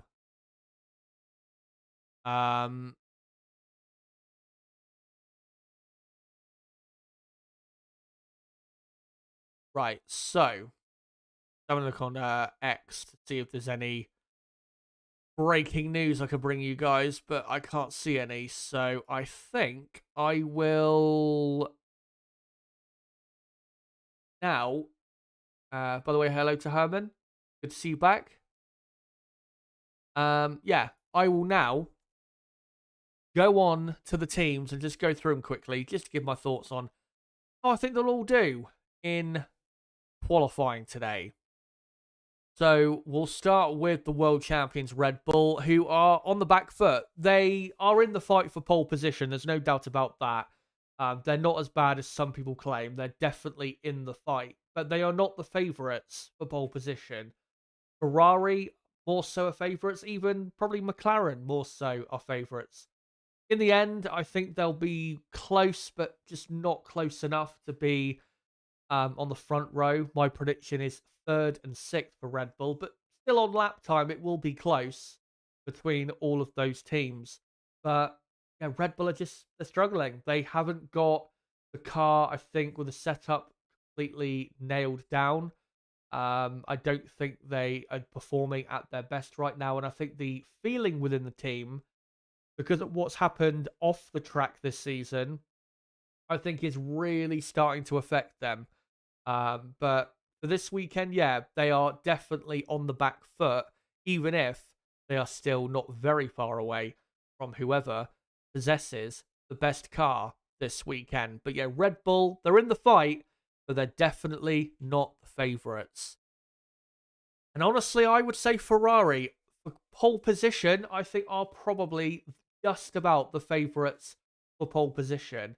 Because I think when it comes down to it on that final lap, with the superior straight line speed and horsepower that they do have, I think that will just about make the difference to be for Ferrari to have at least one car ahead of McLaren and Red Bull and take pole position. But it will be very, very close. It's going to be a few hundredths of a second, no doubt about it. It is not going to be a comfortable pole position for anyone at the track today. So, yeah, Ferrari just about favourites for me. I could very well be wrong. McLaren are looking very ominously quick, especially with their long runs. McLaren looking very strong on those. So maybe McLaren, in truth, have the overall best car. Again, we'll have to see in qualifying in half an hour's time. But I just about give the edge to Ferrari. And of course, we must remember this is one of Ferrari's home races. So you know, there is an extra bit of motivation for Ferrari and their drivers to get pole position today at Imola. Next up, we will go on to McLaren. McLaren looking, as I said, ominously very quick. Through the corners, their car is very, very strong. Again, the only thing they could be lacking is a bit of top speed down the pit straight. That's the only thing I think that could cost them pole position today at Imola. Thankfully, both McLaren drivers now have the upgrades. Of course, Lando had the full upgrade in Miami, where, of course, he won. Oscar Piastri had half of the upgrade, still performed pretty well in the first half of the Grand Prix 2 weeks ago. But now both drivers have it, and both drivers are looking supremely confident in what is a very good McLaren car. But yeah, I think McLaren definitely will be on the front row, no doubt about it. But whether they get pole, again, it's very close to call. I say no, but I wouldn't be surprised if they did actually end up on pole position. Lando Norris, I'm expecting to be the quicker of the two McLaren drivers, because we do have to remember this track is probably not his favorite track, but probably second, I would say, favorite track on the calendar. Finished, of course, on the podium here 2 years ago and on the podium here in 2021 as well, and could have took pole position here in that same 2021 weekend as well. So watch out for Lando Norris. He is going to be super, super strong in this session. Behind the top three, though, Mercedes, I think, I've got the fourth best car. I think I wouldn't say comfortably fourth best team, but with the two drivers they've got and the car they've got, they should be able to at least lock out the fourth row of the grid. I actually saw on X a moment ago that Toto Wolff has said to the media that he thinks that, yeah, Mercedes are comfortably behind the top three teams. So a fourth row grid position is where Mercedes should be on the grid.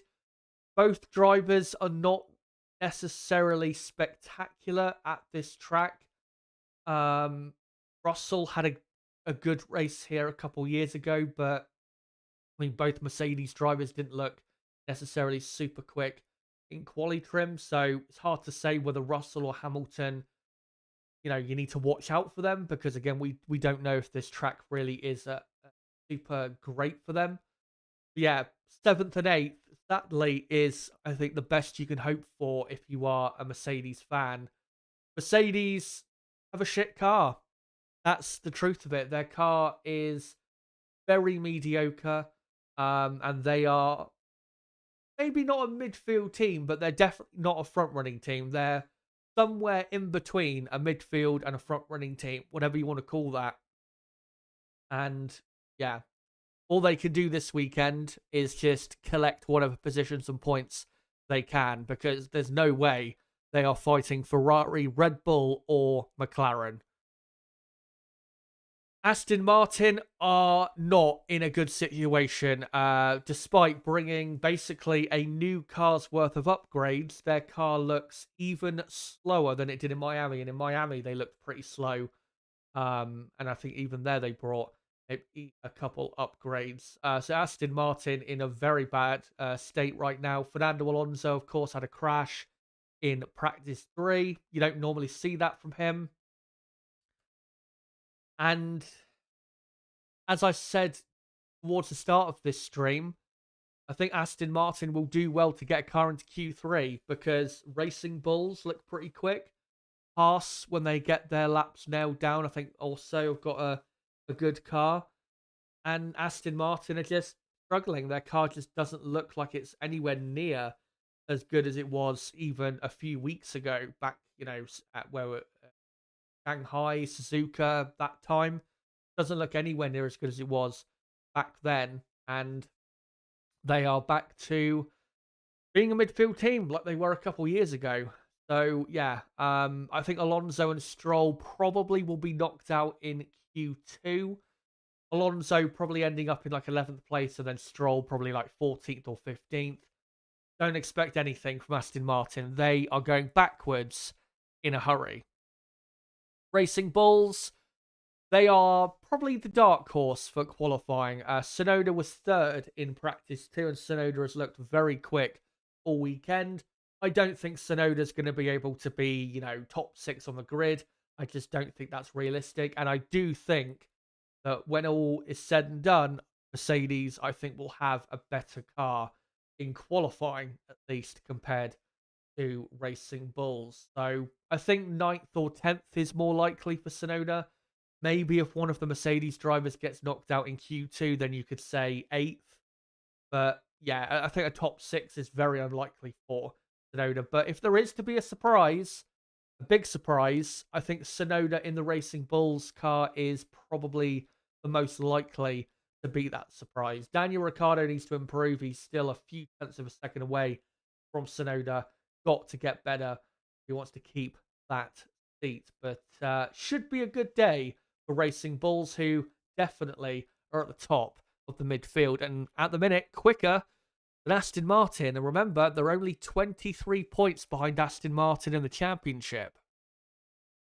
Alpine are getting better, but they're still not quite there. They've probably at best got the 8th best car, which I mean is a lot better than a few weeks ago where they still had pretty much the worst car on the grid. Both drivers are doing well. They're getting the most out of the car, but yeah, still not quite there are Alpine. They still need another 2 to 3 tenths of a second of upgrades, I would say, to really start fighting consistently for the top 10. I know, of course, Ocon finishing the points in Miami, but that was more, I think, Ocon than the car. So yeah, Alpine getting better, but still not there yet. Williams probably have the worst car this weekend, or one of the worst cars this weekend. James Vowles, the team principal, came out on Thursday or Friday and did say that the main reason for Williams' struggles this year is the car is overweight and is costing them 4.5 tenths of a second per lap, which in that midfield battle, per lap, half a second pretty much, that is a lot. If they gained that time back, Williams probably would be fighting Racing Bulls and be fighting for points every weekend. So there's a good car there, but it just, again, has too much weight on it. So they need to try and obviously get better on that and try and improve on that in the next couple races and try and cut down on that with some upgrades. And I'm pretty sure they'll cut down on at least some of it pretty soon. But for this weekend, Williams are not top 10 runners at all. I think Albon might get into Q2, but Logan Sargent, of course, we know definitely won't. Sauber, absolute shit. And then for Haas, Hulkenberg looking very good once again, consistently still one of the top midfield drivers, and I think he will just about sneak into the top 10. Kevin Magnussen, sadly, not looking quick, and also because of his let's say, antics as of late. Magnussen close to a race ban, so Kevin does need to be very careful going forward. But Haas's car is decent and definitely quick enough to be in Q3. It all depends on the drivers.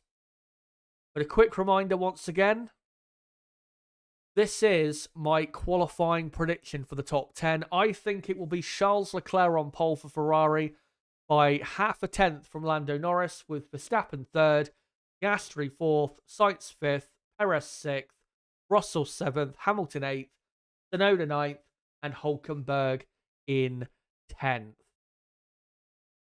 So there you go. And we have only got, guys, 25 minutes to go until probably the most anticipated... let me just reset that because it's a minute late, that countdown. Yeah, this is probably the most anticipated qualifying session of the season so far, because I think everyone knows that... Let me try and make this sound like it makes sense. I think everyone knows that they don't know who's going to be on pole, if that makes any sense. But yeah, not too long to go. And make sure, if you haven't already, to vote in the poll at the top of the live chat. Who will take pole position at Imola? Will it be Charles Leclerc, Lando Norris, Max Verstappen, or Carlos Sainz? Or do you think it will be Oscar Piastri? Let me know. Celebrity Olympics says, I believe I've been shadow banned by YouTube. Hopefully that's not the case. Laurie says, Magnussen has been poor since 2023. He wasn't that good in the last half of 2022. Mick was better in the last half of the season, apart from K-Mag's pole. True. Magnussen, he had a great return, but yeah, probably since like the summer break of 2022 on, he's not really, again, except that pole and a couple points finishes, he's not really done anything, has he? So...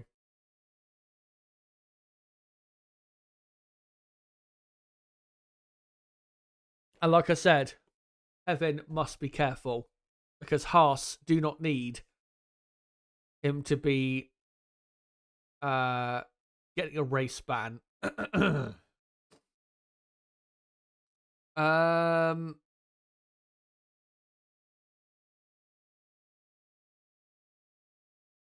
KG Blaze says the Oscar gets pole, do a shoey. Robert Perkle says the main factor in spray is the floor plan. It causes a vacuum, picks up moisture from the track. No one wants to have less downforce. Wheel covers is like a band-aid on the elbow when finger cut.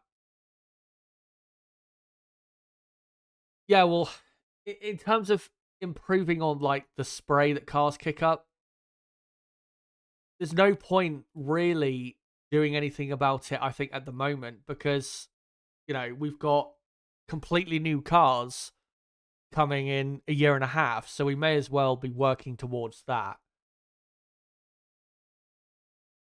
They're saying, imagine not having a guy that finished P1 in practice 3 not on the pole. To be fair, I set it up last night, so yeah. And Robert says only cure, don't race in the rain. We can't do, but yeah.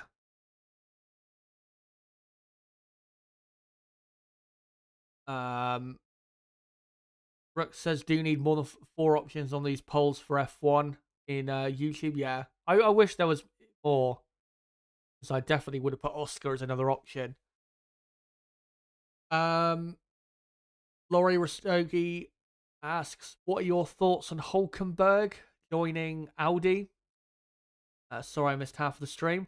Yeah, it's the right decision. He's experienced. He's one of the top midfield drivers, consistently performing week in, week out. And of course, he is German. So, yes, perfect. They've just got to sort out who's going to be the number one driver, who is, again, likely to be Carlos Sainz. And, a Sainz-Hulkenberg lineup, that is a very good lineup to have for a midfield team, if they're going to be a midfield team, which you'd expect them to be in 2026. So I really hope that is their lineup, because I think I've said this before in regards to Aston Martin and them still having Lance Stroll as a driver. Who you decide to put as your driver lineup, in my view, shows how serious you are in trying to win. And that's why, for example, a few years ago, I knew Williams were not serious at all, because, back in 2018, they had Stroll and Sorokin purely for money, not because they were the two best drivers they could find.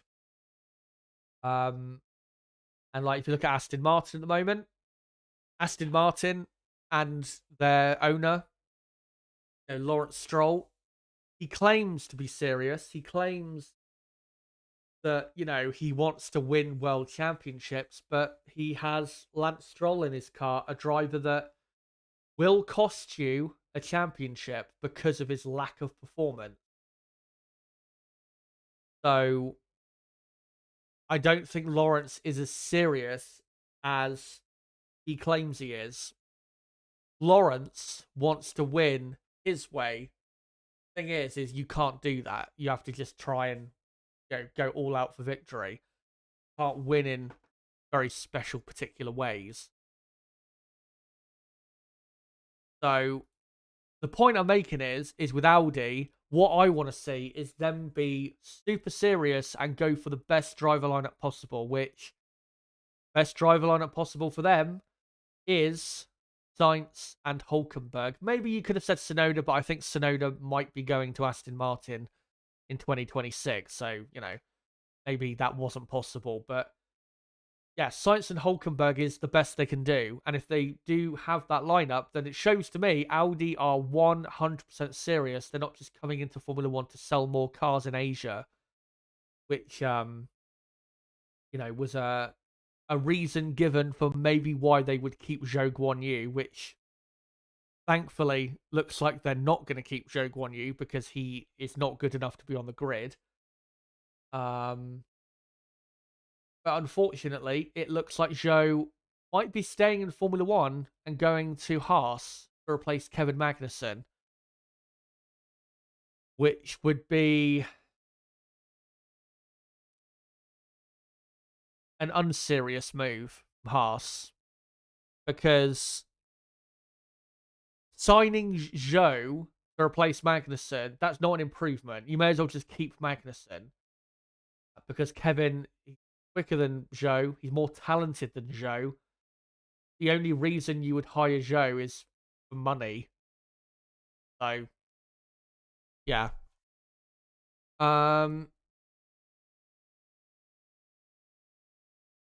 Nib saying, also happy to join and have a chin wag tomorrow. Yeah. Well, if I decide to stream, then yeah, we'll see the about that. Laurie asking, how's uni going, Chaz? Off topic, I know.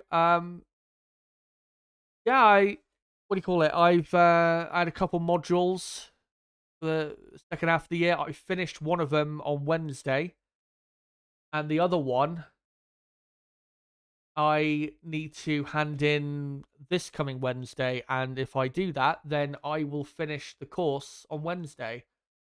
And then just got to wait, was it 6-7 weeks until my results? And then I think in October I will have my graduation. It's mid-October, something like that. So yeah.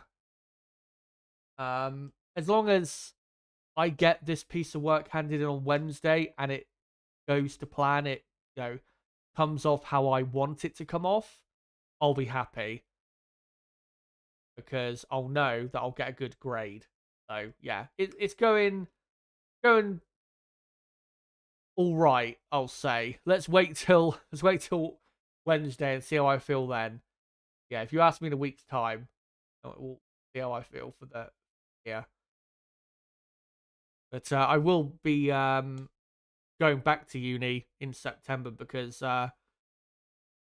this year, or this last year and the year before, I've been doing a foundation degree in basically media studies. In September, I'm going to be doing a bachelor's honors degree in live media. So yeah, looking forward to it. Um, the CCCP money is too good to refuse. For some, yes, that is true. Brabham, what sort of job do you want to get, Chaz? I've pretty much settled on what I want to do. I want to be a freelance media person, whether it's editing, filming, writing. Yeah, freelance is the direction I want to go in. And the two pieces of work I'm doing at the moment, well, the one piece of work I just finished and the one I'm doing at the moment is basically freelance stuff. Um, so yeah, that's the direction I want to go in, and it's the best for me because I don't think I'm the type of person who can work for like a company 9 to 5. That's just not me. Um, yeah, I think freelancing is the way to go for me. Um,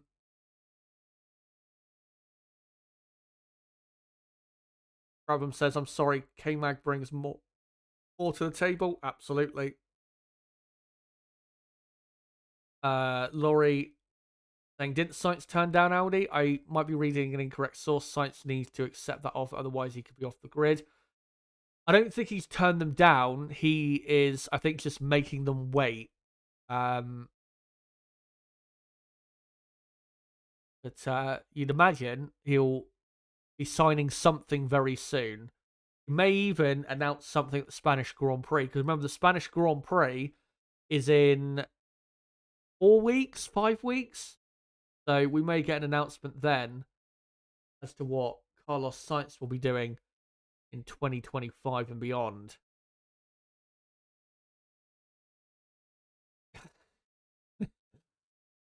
Saying Bro's going to be the GOAT goal reporter.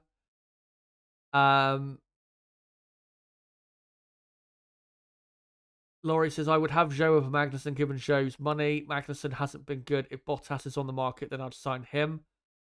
I mean, if Joe is the only option and Haas are that desperate for money, then yeah, I can see why they would do that. But there are other options. Like you say, you got Valtteri Bottas, who apparently earlier today was seen at the Williams motorhome. We'll see what happens with that. Yeah, no, why not have Valtteri Bottas and Oliver Behrman at Haas?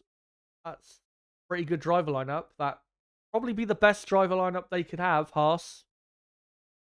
But Behrman and Zhou, that would be a lot worse because Zhou, as has been proven this season, and I've said this all along, Zhou Guanyu is not a Formula One driver. I think Zhou belongs in WEC. Or Formula E. I think that's his level, which is, it's not bad. There's plenty of great drivers there doing great things, but he's just not a Formula One driver. Same with Logan Sargent. They're not Formula One drivers. They're just not good enough for what those teams need. As we've got just over 10 more minutes until the session begins. Bradman says, "Damn it, I wish you could have done the weather in the morning, but it has a style version." But yeah, the stuff I'm looking to do, it would be, yeah, in terms of freelancing, it'd be, yeah, like client work where a client or someone contacts you to try and hire you to do some sort of work for them, whether it's, edit a video or film something or write something. Yeah, that's what I want to do going forward. And also, it allows me to have the time to do content on this channel, which I know I said a few weeks ago that, I've got recorded videos that I'm working on, and that is still the case. I'm just waiting to finish uni, and then I'm going to start working on some of these recorded videos that, in terms of the ideas that I've got. So those are coming. I do have a particular video that is like half done, which is quite long, which I hope to bring out soon.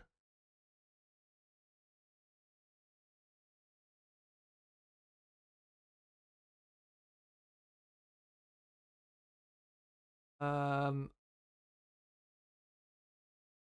let's find some other comments here if I can. Yeah, that poll, as usual, will keep running until the beginning of Q3. So you've still got another, 45, 50 minutes left to make up your mind if you haven't already. Um, Laurie's saying Williams kept signing pay drivers, which hampered their constructors' position, in turn resulting in little to no money. Exactly. That's what I mean. And that's with the, you know, the downfall of Williams before they were took over by the by, was it Doralton? Um, that's why it was, because I mean, they had a good car, they had Bottas and Massa, a good driver lineup, and was probably realistically the best driver lineup they could have. And then after that, they, instead of trying to hire the best drivers, they hired drivers that had attractive financial packages more so than, you know, being the best option for them going forward. going forward, as the drivers I can see getting ready, Oscar Piastri in the McLaren garage, getting his knee pads on. Yeah, Oscar yet to have a proper pole position, but it is surely on its way now that McLaren are as quick as they are now. Got to imagine that Oscar is going to have one very soon. There's Daniel Ricciardo getting into his car with Liam Lawson stood right behind him, which is a metaphor for what is surely to come. Even though Ricciardo finished fourth in the sprint race in Miami, I do think Ricciardo is on his way to being replaced, unless he can step it up. Yeah. Another few minutes and qualifying will be underway at Imola. And it's been a while since we've had a proper dry qualifying at Imola, because obviously last year there was no race here because of the floods. The year before was a sprint weekend, so we had qualifying on the Friday, which was wet, and then the sprint race on the Saturday that set the grid for the race on Sunday. So the last normal dry qualifying was 2021. It was a pretty epic session where Lewis Hamilton somehow got pole ahead of, I think Perez ended up second. And yeah, Lando Norris, I remember, qualified sixth, but I think was on course to either go on pole or put it on the front row. Let's hope it's as exciting as that was.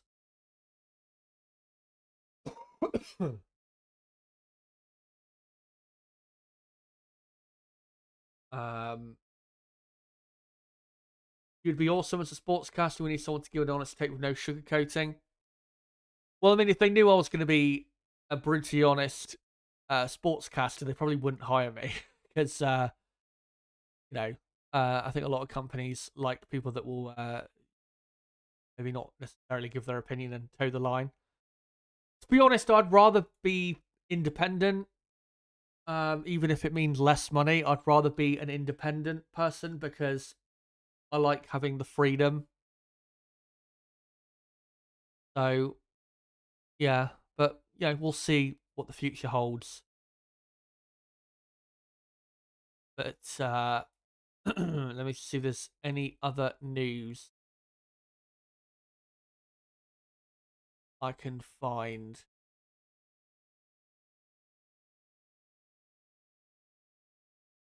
On X, and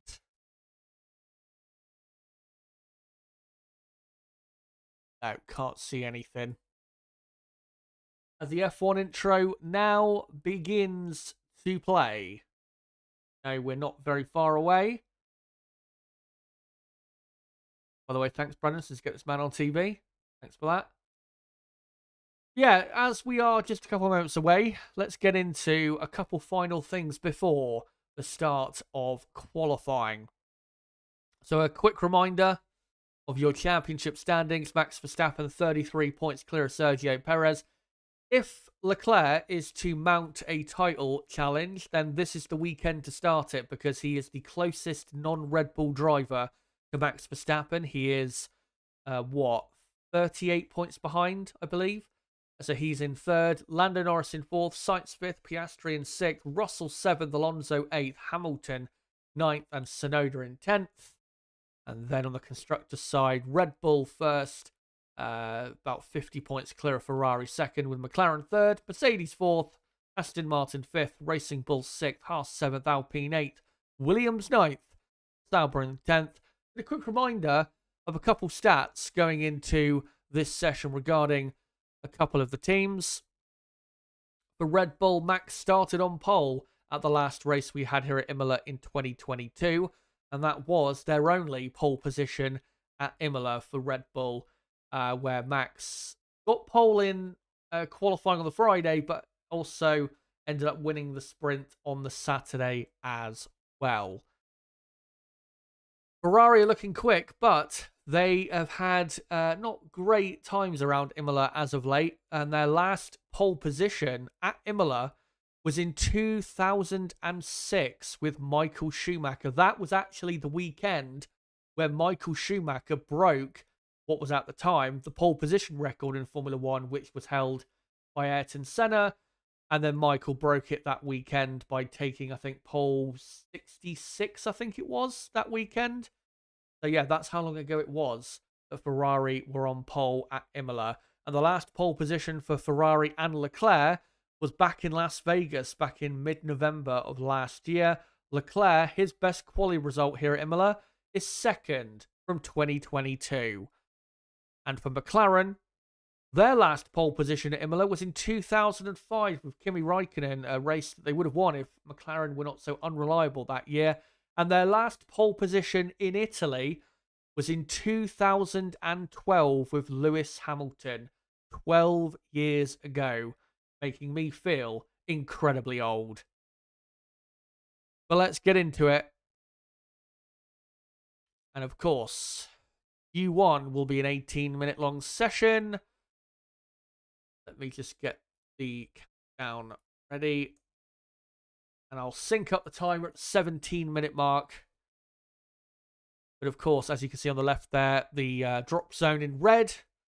And whoever is in those, or in the drop zone at the end of Q1 will be out of the session.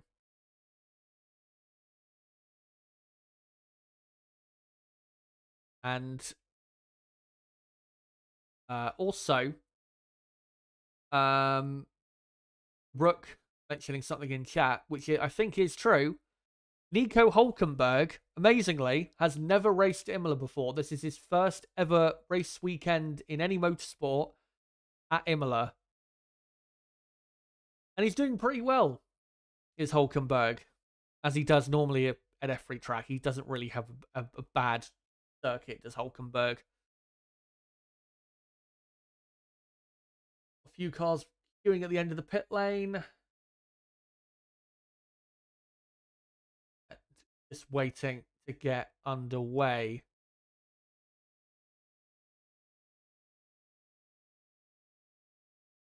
There is Sergio Perez. Like he's going to be off in a couple minutes. The scrutineer is having a look at the Red Bull car there. The FIA.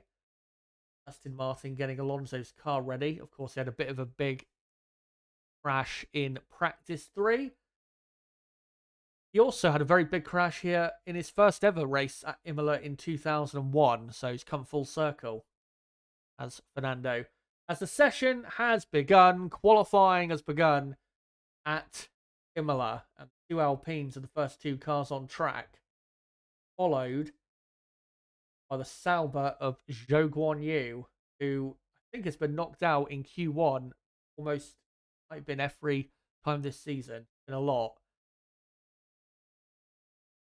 There is the Mercedes there, I think, of George Russell waiting in the pit lane. The cars ahead of him to get on with it. Lewis Hamilton is going to be released from his pit box pretty soon. Soft compound tyres, of course. And the three tyre compounds this weekend, by the way, are the three softest compounds in the Pirelli range. C5, C4 and C3. There you go. There's the timer. Let me just adjust the bit. And yeah, that should make for a very interesting race tomorrow when it comes to tyre degradation. So yeah, see about that tomorrow. But for now, Lewis Hamilton is just very slowly coming out of the pit lane.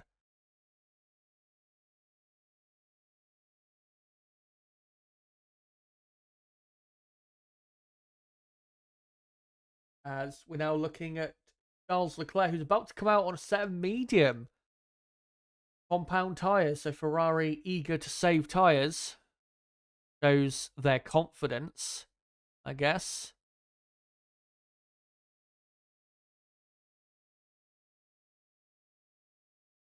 Just waiting for the call to release Leclerc. Hopefully we can cut away from this on the broadcast and really watch some cars on the track. Leclerc is released, of course. They are going to show Leclerc because it's, you know, we're in Italy. That's what the home crowd want to see. As Leclerc, who's had a good season, not been a great season for Leclerc. He's had a couple off races this year, so it's not been as good as it could have been so far, but he's definitely performing at a much better level than last year. There's no doubt about that. As both Ferrari cars, I believe, are on the mediums. Yes, they are, and they're both slowly coming out onto the track. Now looking at Lewis. No, George Russell, who is also on the medium compound tyres. Going through the Villeneuve chicane. Completing sector 1 with a 24.0.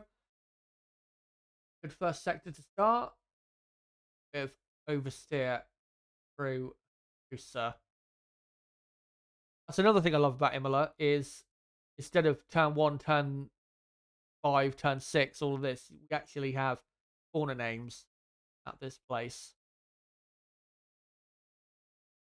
Russell heading to, I think, Aqua Minerale, I think the chicane's called. A chicane that was ruined about 20 years ago when they redesigned it. Should have never touched it. It was incredible watching cars fly through that chicane, but yeah, they ruined it. Russell coming through second Ravazza, which is the final corner. And George Russell comes into the pit lane. They're clearly not happy. But Esteban Ocon is quickest for Alpine. Lance Stroll goes second.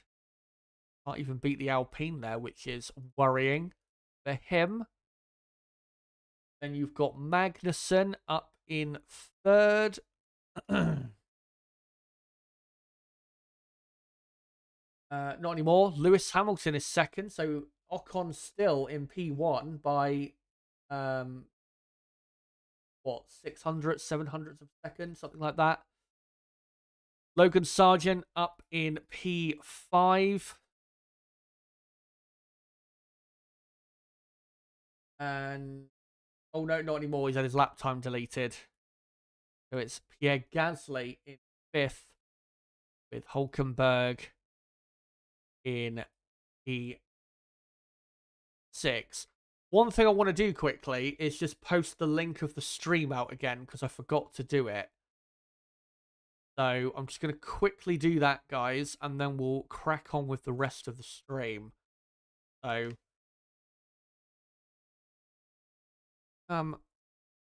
join us here to watch along qualifying at right now. As Carlos Sainz on the medium compound tyre goes fourth, and Charles Leclerc comes to the line and goes quickest by nearly 0.2 of a second. Very impressive start there from Leclerc as Albon starts to complete a lap. Albon did a purple first sector. He's looking good. And Albon, the poor end to the lap, and goes only 9th. So it's Leclerc quickest. Ocon, Hamilton, Stroll. Sainz is 5th. Sainz, Magnussen, Gasly, Hulkenberg, Albon, as Lando Norris had a bit of a whopper on out of the final corner. Does go quickest, but only by 1/4 of a second ahead of Leclerc. So definitely you'd hope, if you're a McLaren fan, there'd be more pace in the bag. Yeah, Albon touched the gravel out of the final corner. That's why he dropped a load of time.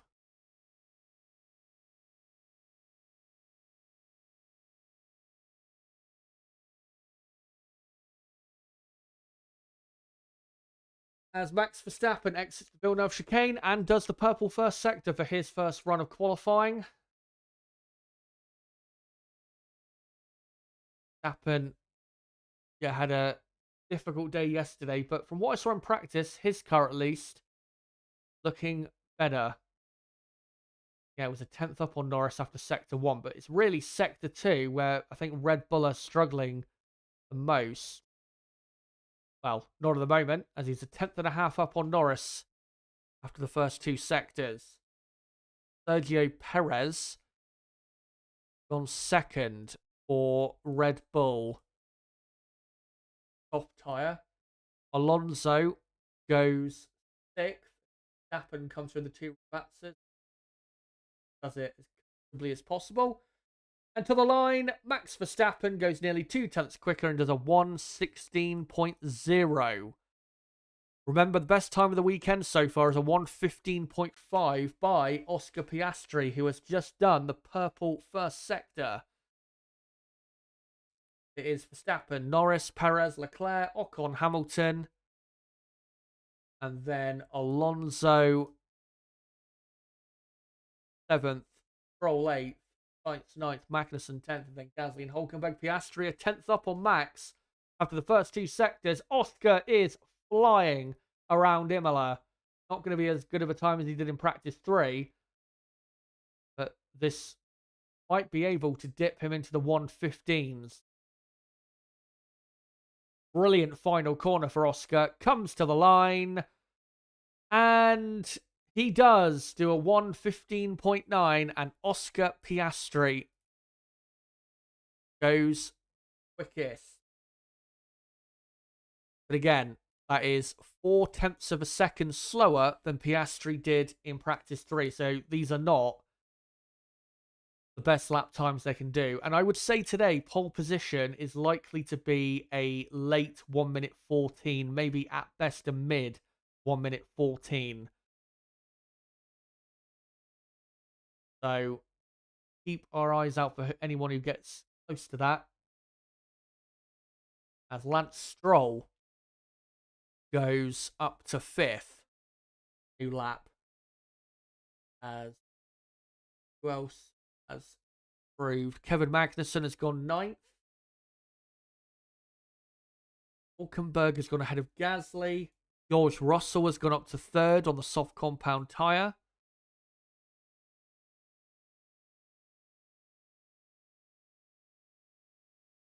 Tsunoda goes up to 5th. brilliant start for him. As there was a yellow flag briefly, didn't see who it was for. But we've got Valtteri Bottas now up to P11. Ricciardo is in 12th.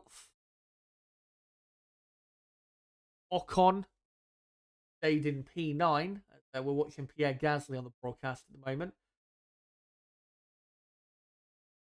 And Gasly to the line, currently 17th, now goes all the way up to 4th place. What an improvement by Gasly, who, remember, another driver who's had some good history around this track. Gasly qualified 4th here for AlphaTauri in 2020. Here's Lewis Hamilton, who stays in 12th place, so he is in trouble. So is Fernando Alonso, who is now in the drop zone, as Carlos Sainz has improved up to 3rd on the medium compound tyre.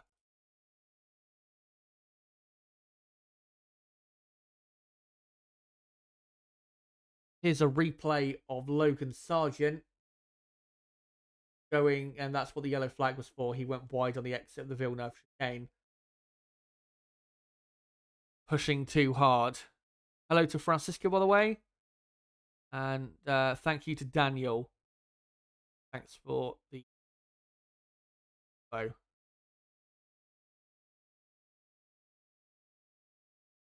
Alonso is now on a... Oh, he's on a new lap, but he went wide.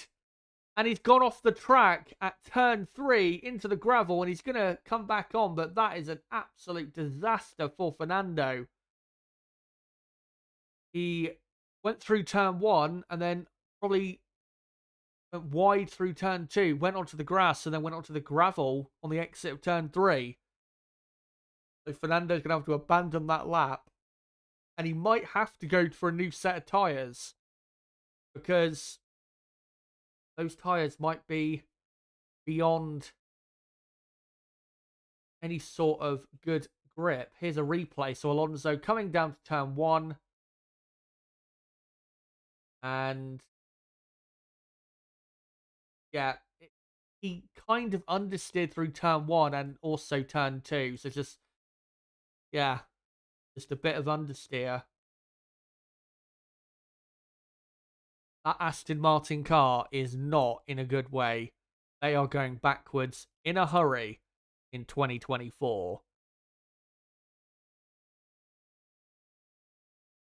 As get the order correct. So we've got 5 minutes to go, as Lando Norris is now quickest for McLaren. So 1-2 for a Woking team. So it's Norris, Piastri, Verstappen, Sainz, Gasly in 5th. Russell was in 6th. It's now Leclerc. So Leclerc 6th, Russell 7th, Tsunoda 8th, Perez 9th, Stroll 10th, and then Ocon, Hamilton, Bottas, Ricciardo, Magnussen. And in the drop zone, as Fernando Alonso has come back into the pits, in the drop zone, with almost 4 minutes to go, is Fernando Alonso, Nico Hulkenberg, Zhou Guanyu, Alex Albon, and Logan Sargent. Albon and Sargent have not done a lap time. I think they've both had times deleted for track limit violations. Albon has not improved his first sector based on what he did before.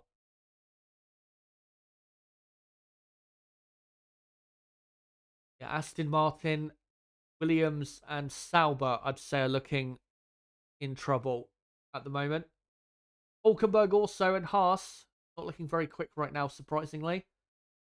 But that can all change around, as Albon is a good middle sector. Very good chicane. Him as he now begins the run down to Rivazza number 1. Final 2 corners. I love these 2 corners. And gets through them and comes to the line. Alex Albon goes P12. Not sure that that's going to be good enough, if that's the best he can do. But there is still 3 minutes to go, so he might go for another run. Hello, by the way, to Astro. Good to see you, mate. Hopefully you're doing well.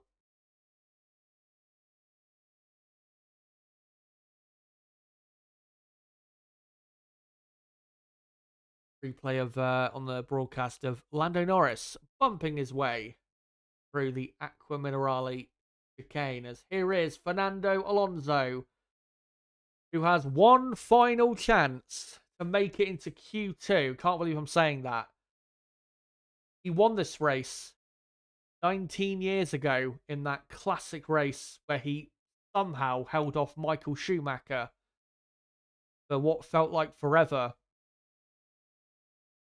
But now is hoping just to get into the top 15, and he's had to back off because he ran wide through the Villeneuve chicane. He's backed off. Still got time to go for one final run, but he's got to get it together, because if he doesn't, then his weekend is screwed. Yeah, just the one race win for Fernando here at Imola, like I said, in 2005. As Zhou greatest run through the first couple corners. And right through the Villeneuve chicane. Good first sector, 10th and a half up on Ricciardo, who is the man at risk in 15th.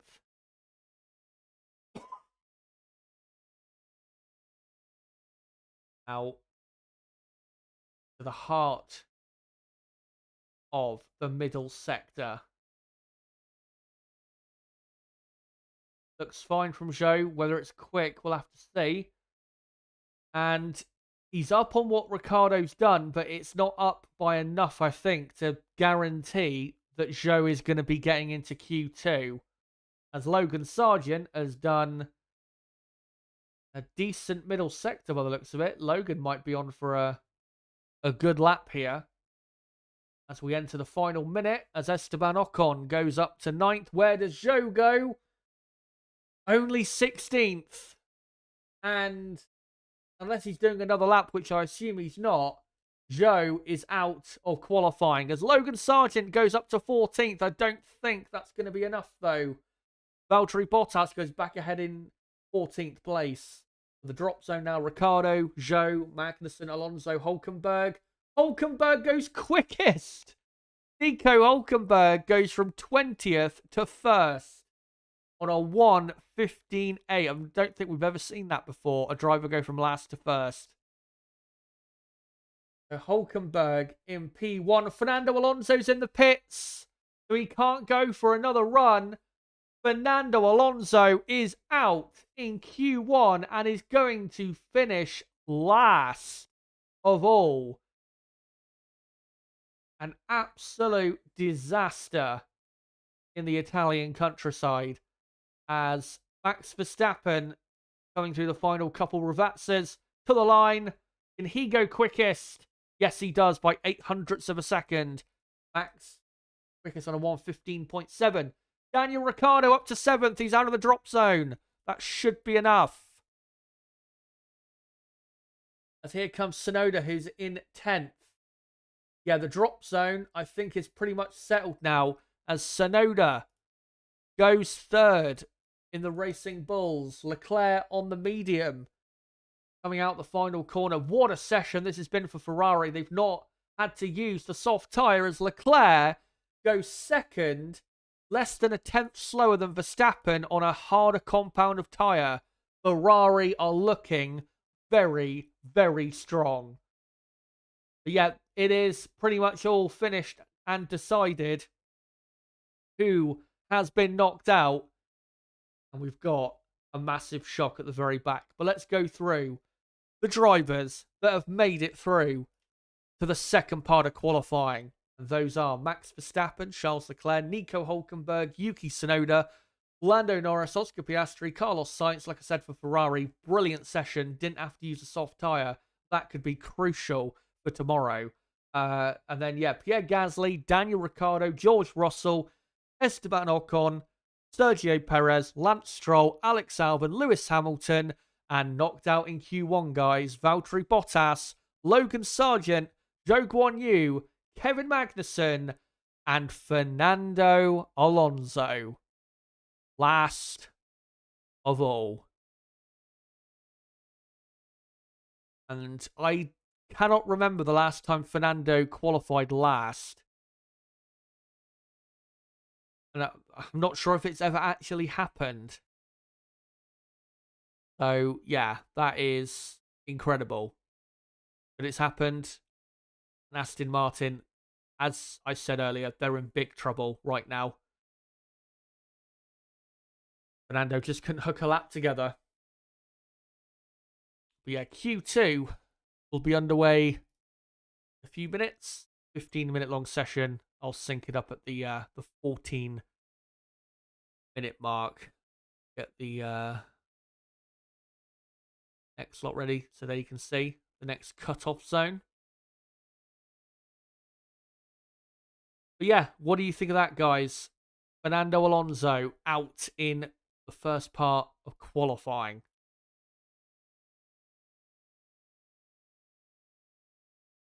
Racing balls look fast. They do. Hulk on fire, absolutely.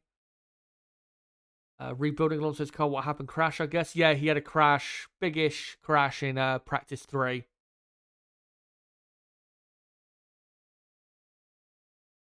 Hamilton 15th. Yeah, Hamilton did not have a good session and was, I think, a bit lucky to get through. Because, as we've seen this season, Lewis Hamilton, this has been by far Lewis's worst season in his career. In terms of not results, but his own performance level. He's been terrible by his own standards. It was only a couple races ago, wasn't it? Where he got knocked out in Q1 in Shanghai, did Hamilton, as Magnussen is shown a replay of Magnussen being blocked by a car through turn 1 and 2, and it was Lando Norris, I think. See if the stewards do anything about that. They might do.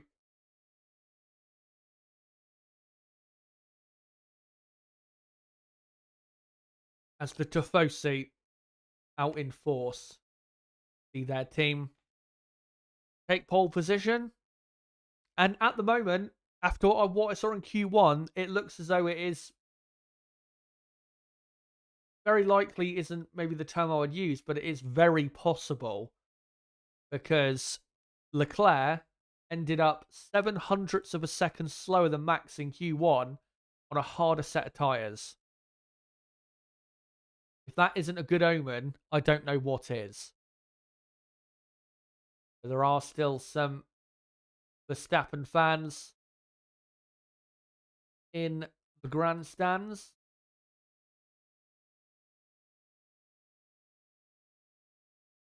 Verstappen preparing mentally for the second part of qualifying. Yeah, the best time there in Q1 was what, 1:15.7? So I'd say the best time you're going to see in Q2 is probably going to be a 1:15.2, 1:15.3, probably at best. And then, yeah, I think pole position, I still think will probably be a 1:14.9, 1:14.8 at the highest. Quickest, if you know what I mean. Waiting for session to begin. We're looking at Esteban Ocon, who had a decent session. Alpine had a pretty good session. 8th and 11th in Q1. Alpine definitely getting better. They just need to keep that trajectory. And if they do, then second half of the season, there's no reason why they can't be fighting with Racing Bulls for points. They're looking in the garage of Nico Hulkenberg, who ended up 3rd, with his teammate eliminated in 19th. Magnussen's awful season continues. I will say, though, I think Logan Sargent, did a I wouldn't say a great job, but he did a bit better than what he normally does. 17th, and he wasn't that far away from making it through Q2. So not bad from Logan, but still not enough. As Q2 has begun, and the first cars on track are the Mercedes cars. And Mercedes were 10th and 15th in Q1, so they need to step it up, as Lewis saying, where is everyone? Clearly, everyone else more confident. Just wait. But yeah, Hamilton, as we've seen plenty of times this season, has been struggling in qualifying, so he has got to make sure at the minimum he makes it through to Q3. There is his race engineer, Bono. Don't know if it's been confirmed if he's leaving the team or not.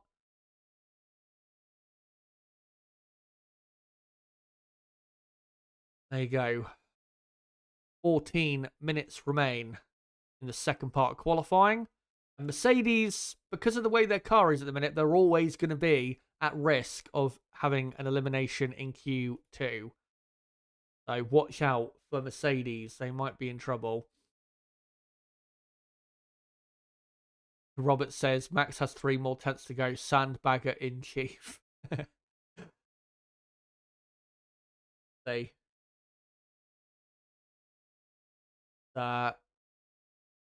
Russell starts his first Q2 lap. I mean, even if Max gets pole, it's good to see that he's got competition. And I think even though Max has said he actually prefers to win races by 30, 40 seconds, I think personally he's going to get more satisfaction winning, coming out on top when it's closer. And also it helps his own image if it's, if he comes out on top when things are close. It's going to help anyone's image. Russell has done the first sector faster than Hamilton for sector 1. Russell, no surprise, quicker than Hamilton around this track. He was quicker, a lot quicker than Hamilton 2 years ago.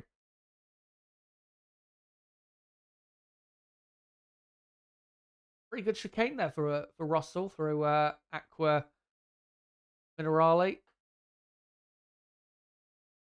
Passes a slow Red Bull there. Lewis Hamilton actually does a better middle sector as Russell rounds the final corner, and it is a 1:16.2, which is not very good. So Russell quickest for now, but that will be beaten as Lewis Hamilton goes 3 thousandths of a second quicker. So Hamilton first, Russell second. I mean, the drivers are going to be on probably used tyres, so it's not going to be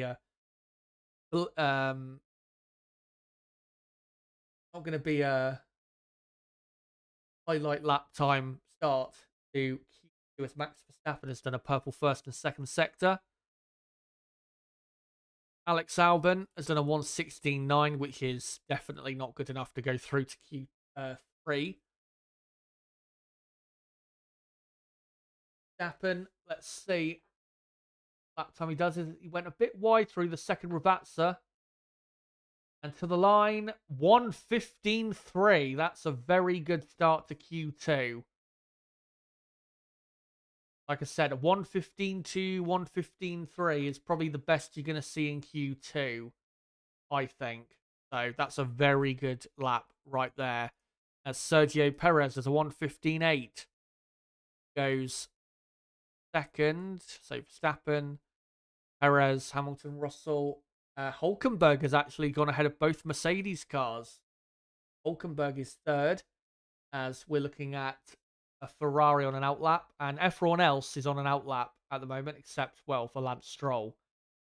Just started flying lap as Lance Stroll out-qualifies his teammate. Obviously, Fernando ended up in 20th. Both Ferraris are coming towards second half of the outlap. We're looking at Carlos Sainz. We are the blue HP logo, which I don't know why people find it so ugly. I think that HP logo looks really good on the Ferrari car.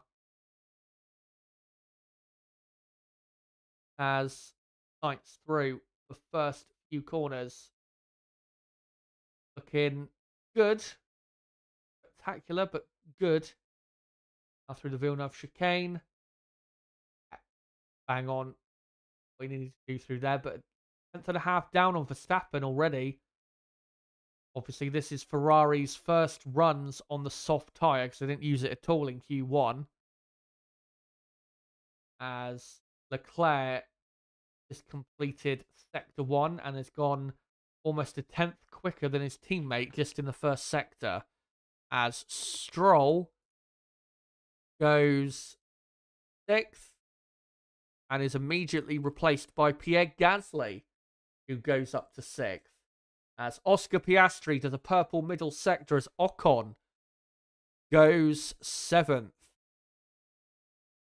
As Leclerc now does a purple middle sector and is up on Verstappen so far on this lap after the first 2 sectors. Here comes Carlos Sainz to the line. 1:15.7 goes 2nd. You'd think Carlos could do a bit better than that. As Piastri does a 1:15.4. Close, but not close enough. Piastri 2nd as Charles Leclerc goes half a tenth quicker. And Leclerc is quickest. There's Leclerc P1 from Verstappen and Piastri. Here is Lando Norris to the line, who does a purple final sector but only goes 4th. But it is very close in that top 4. A 10.5 separating the top 4 drivers of Leclerc, Verstappen, Piastri, and Norris. Tsunoda! Yuki Tsunoda goes up to 2nd place. Out of nowhere. That is incredible. Only 0.03 of a second slower than Leclerc. A 1:15.3. Yuki Stonks rising high here in Imola. What a season he's having. Get this guy in a front-running car because he deserves it. What a lap that is. And that, for Tsunoda, that probably already is good enough to get him through to Q3 because Hamilton in 10th is almost a second away from what Tsunoda has just done. So, right, let me just do the order. So, it is Leclerc quickest, Tsunoda 2nd, then Verstappen, Piastri, Norris, Sainz, Perez, Ricciardo up in 8th place. So both Racing Bulls are into Q3 at the moment.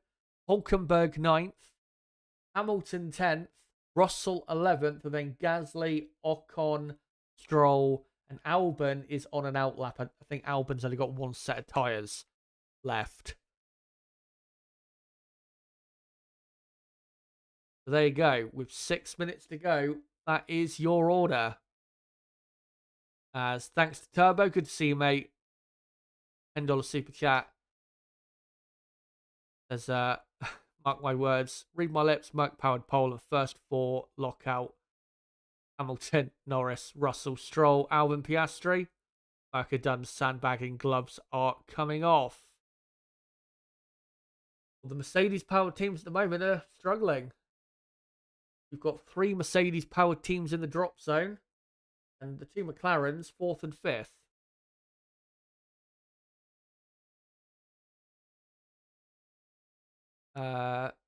Brooks says Yuki lives near this circuit.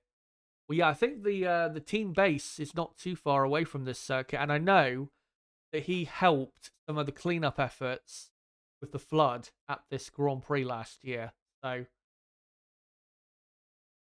it is a second home race for Tsunoda. Yeah, I think it's already done enough to get through to 3. Can his teammate Ricciardo get through as well, though? That'd be great for Racing Bulls if they got both cars through. Especially in their fight, you'd have to say, with Aston Martin. At the moment, you'd have to say Racing Bulls are more likely to finish 5th in the championship at this point, because Aston Martin are in big trouble. Stroll currently 14th. Alonso starting tomorrow last, as Albon does his first sector and a 10th up on Hamilton. And like I said, this is the only set of tyres I think Albon has left, so he needs to give it absolutely everything on this lap if he's going to get a decent grid position. As he comes through turn 12. Looking good. What's his middle sector like?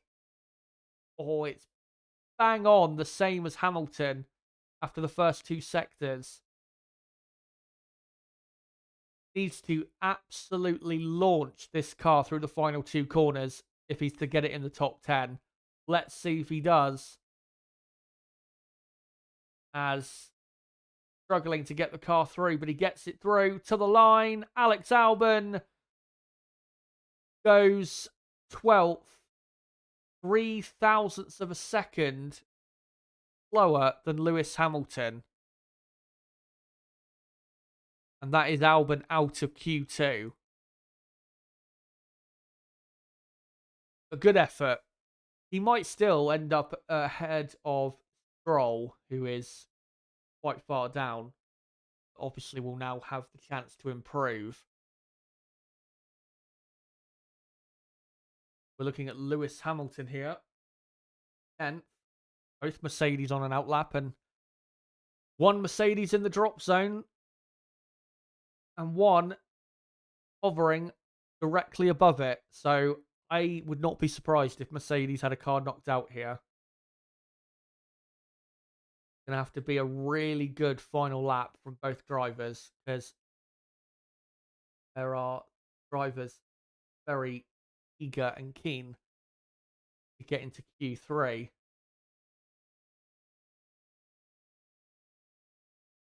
Looking at Russell here, coming down to the final couple corners to begin his final lap in Q2. Can Russell avoid the drop? Begins his lap, bouncing and bobbling his way towards turn 1.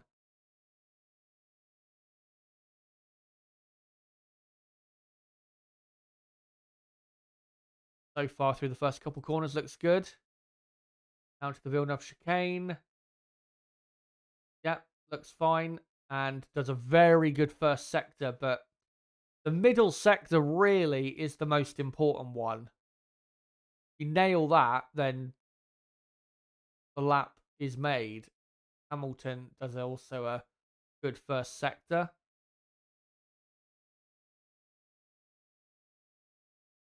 Russell through the middle sector. In terms of the handling, it looks all right, but it's just not.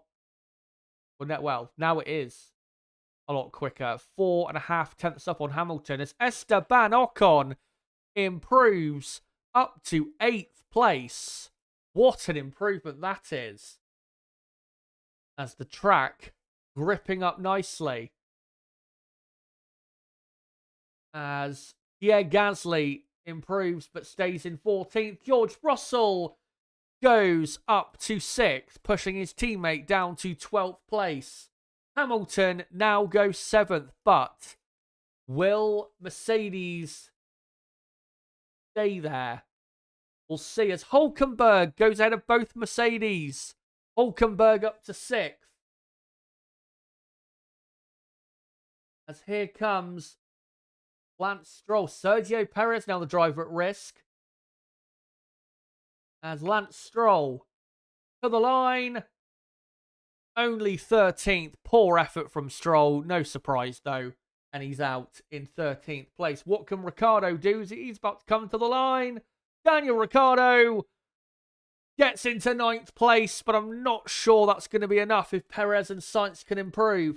Carlos Sainz in 10th. Has not improved his first sector, but he has improved his middle sector. Perez not improved his first sector either, but it's still a good first sector. Here comes Carlos Sainz to the line. Goes 6th with a purple final sector, so I think Ricciardo is probably going to get eliminated here. As Norris goes up to 3rd. The checkered flag has fallen, so these are the final laps. Can Perez make Q3? Oh, he's barely up on Ricciardo after the middle sector. He's got to nail this final sector, as Perez might be out. Down to the first Ravazza and the final 2 corners, as Verstappen goes quickest now on a 1:15.1. What a lap that is. Perez to the line. And no, he misses out by 0.015 of a second. Sergio Perez has been eliminated from Q2. Daniel Ricciardo keeps up his 100% record of Q3 appearances at Imola. And both Racing Bulls are in to Q3. Shocking lap by Perez. And that's not going to help his case at staying at Red Bull. Here's a replay of him at the Aqua Minerale chicane. And, I mean, he attacked the first part of the chicane pretty hard, but I don't think that cost him time. Even though his car did briefly catch air. But Sergio Perez is out in Q2. An absolute shocker for the Mexican. But heading into Q3 is Max Verstappen, Charles Leclerc, Yuki Tsunoda. What a session from him. Can't wait to see what he's going to do in Q3. Lando Norris, Oscar Piastri, Carlos Sainz, Nico Hulkenberg, George Russell, Lewis Hamilton, Daniel Ricciardo, and knocked out in Q2, Sergio Perez, Esteban Ocon, Lance Stroll, Alex Albon, and Pierre Gasly. And it is now time for the main event of qualifying day to find out truly who has what. Will Red Bull end up on pole again? Will Max Verstappen take a 7th straight pole position in Formula 1? Or will Ferrari get pole for the first time since Las Vegas? Or McLaren, will they take pole position? Can't wait to see what happens. And what will Yuki Tsunoda do in the Racing Bulls car? Can he somehow get a top 3, top 5? We are about to find out. As Q3 will be underway in about 3-4 minutes time.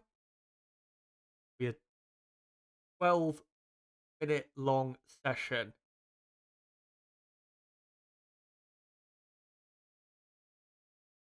Let me just get the timers ready. I'll sync it up at the 11-minute mark. But guys, before I finish that poll in the chat, if you haven't voted, make sure to do so. Because in a couple minutes, I am going to end that poll and read out the final results. In fact, I should do it now because it's already got a clear winner. I'll do it now. So, I asked you guys who will take pole position at Imola, 546 votes. And you guys have voted for Charles Leclerc with 56% of the vote to take pole position at Imola. Max Verstappen, second, 22% of the vote. Lando Norris, 14% of the vote. And Carlos Sainz, 5% of vote. Willifon says Sargent is last. Lap times deleted again. Let me just confirm that.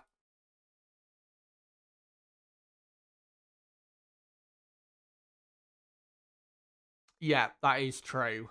Well, right. Logan Sargent has had his lap time deleted again for track limit violations. So Logan Sargent will start where he always starts, in last.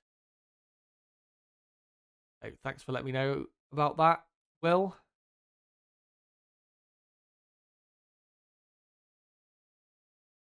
And in terms of who I hope gets it, I don't really care, to be honest. As long as we get a proper scrap for pole, then that's all I want. And something that can set us up also for a cracking race tomorrow. That's what I'm hoping for.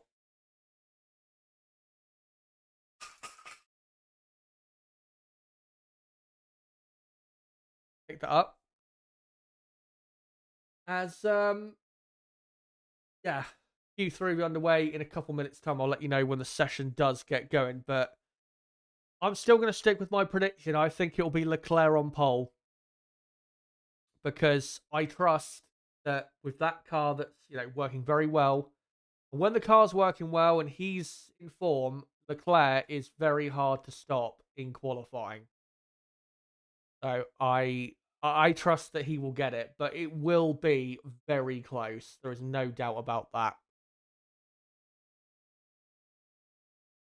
Very eager to see what those first lap times are in Q3. How quick, or maybe not so quick, they are. Fans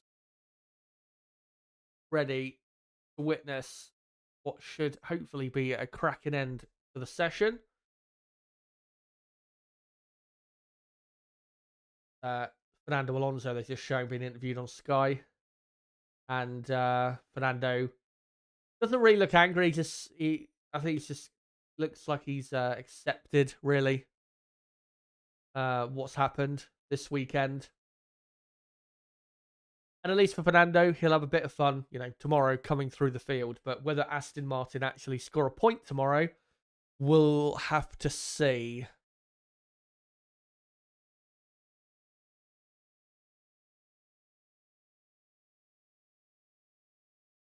Yeah, just waiting now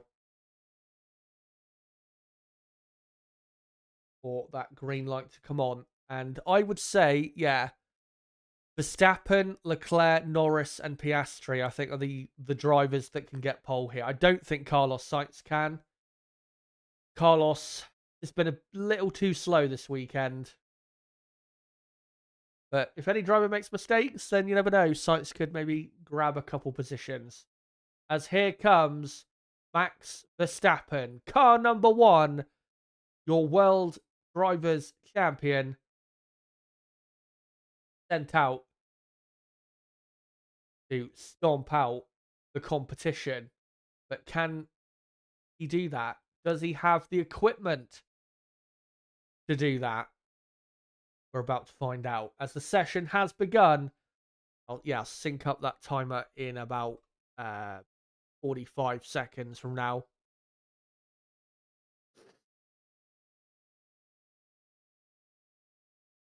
As Ferrari bringing out their 2 cars now. Can't wait to see what they've got.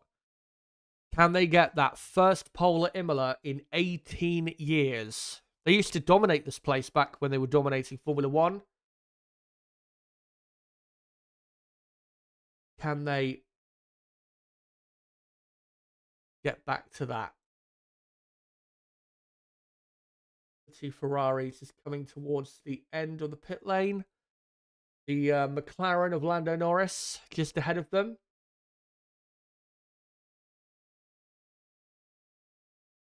And there you go. 11 minutes to go in qualifying.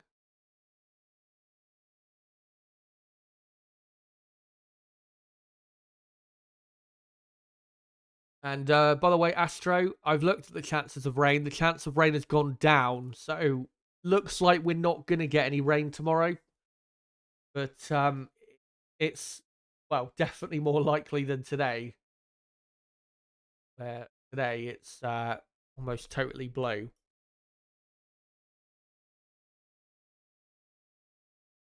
Lando Norris coming towards the end of his outlap. Thankfully, Lando has got that first win on the board because now it's no longer a thing for him. It's no longer a weight on his shoulders, and now can just go out there and attack without that on his mind. As Max Verstappen begins his first attempt at pole position at Imola. Can he get 7 poles in a row? Good start to the lap so far. Through the Villeneuve chicane. Yep, looking very good. And, oh, that is a very good first sector. 23.4. This might be the beginning of a very, very good lap. Yeah, Max, he is flinging that thing round. This is peak Max Verstappen right here. Now comes up to the middle sector. What's the time? Not as impressive as the first sector, but still very good. And Lando Norris actually behind does a quicker middle sector, but I think Max was just so quick in the first sector.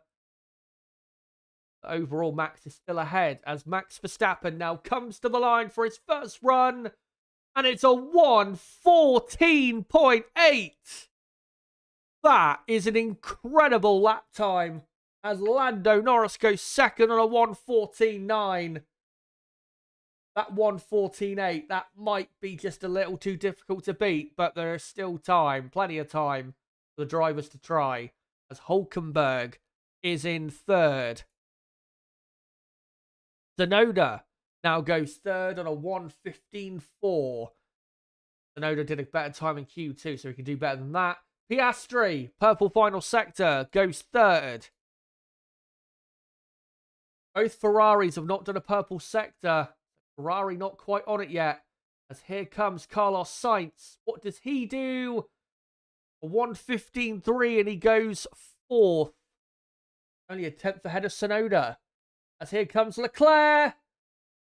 Only third and a 1:15.0. So there you go. That's not all the first lap times done. Still got the Mercedes cars. Russell goes 6th. Only slightly behind Sainz. Here comes Lewis Hamilton, who only goes 8th behind Tsunoda. As Hulkenberg's in the pits and Ricciardo hasn't done a time yet. What a lap time by Verstappen. And somehow Lando Norris was able to get within a 10th of it. So it's not over, but that was as good of a lap as he could have done. Can he do even better?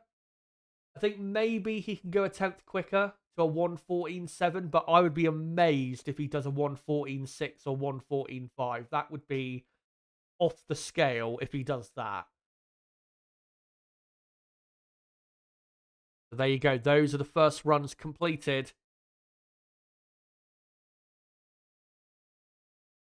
I'm saying, what the fuck? Yeah, had massive understeer in the last 2 corners as well. But it's not over. I mean, Leclerc's only, what, a 10th off, and Lando is only 3/4 of a 10th off. That is doable. Yeah, you could just tell from that first sector time that Max did that was going to be Max Verstappen mega lap, where he just blows away the competition. And he hasn't quite blown away the competition, but that is a stunning lap time in a car that has not been very easy to drive this weekend. And at least so far, has shown why he is so difficult to beat. Still has the ability to do that. But now it's up to the others. Try and do better. Can they do better? I think the only driver really, I think, at this point that could do better and get ahead of Max is probably Lando. I'm not sure if Leclerc can from third. Can he improve enough to take pole? I'm not sure. I hope so, but we'll just have to see. But I think it's probably Max versus Lando for pole. Because as well, you have to remember, this is a short track, so it's not as easy as it is at other tracks to gain time on a second run. So, yeah, we will see. Maybe Leclerc can take pole position. It'd be incredible if he can.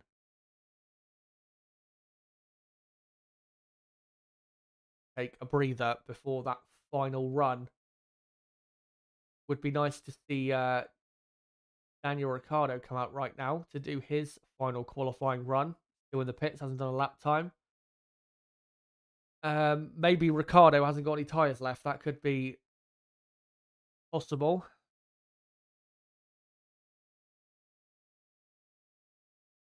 And McLaren just giving the car a wipe. Second and fourth for McLaren. I mean, if that's where they end up, that's still a good result. Because their race pace is very good by the sounds of it. Whether it's good enough to beat Red Bull, we'll have to see. But the two Ferraris now exit the pit lane. Well, not exit the pit lane, they now exit the garage. And so do the two Mercedes cars and the McLaren. So we now are getting the cars on track, including the provisional pole position man himself, Max Verstappen.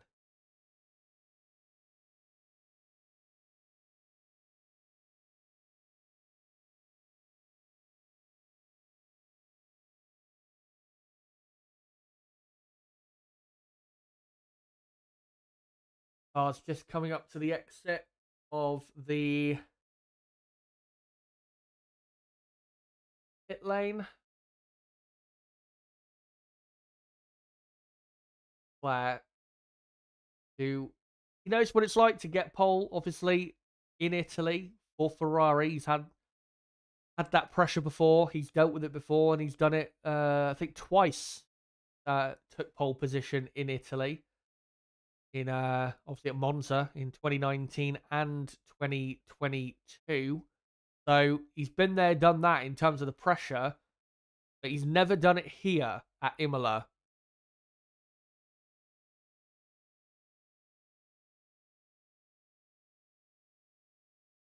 The McLarens look like they're going to be the last two in the pack to start their last laps. As saw someone wondering about Ricciardo again.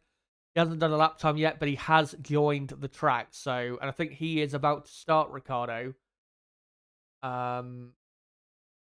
His final lap of qualifying, I think. So we'll see where he ends up. But his teammate Tsunoda still in a good position in P7. As we've got 2 minutes left. We're looking at Carlos Sainz, who I don't think can fight for pole. Maybe he can grab fourth from Piastri if Piastri has a bad final run. I think Carlos is probably likely to finish up in 5th place here. First run just wasn't good enough. Carlos does start his final run in qualifying. And into Tamburello. And looks good, but we'll see what the stopwatch says.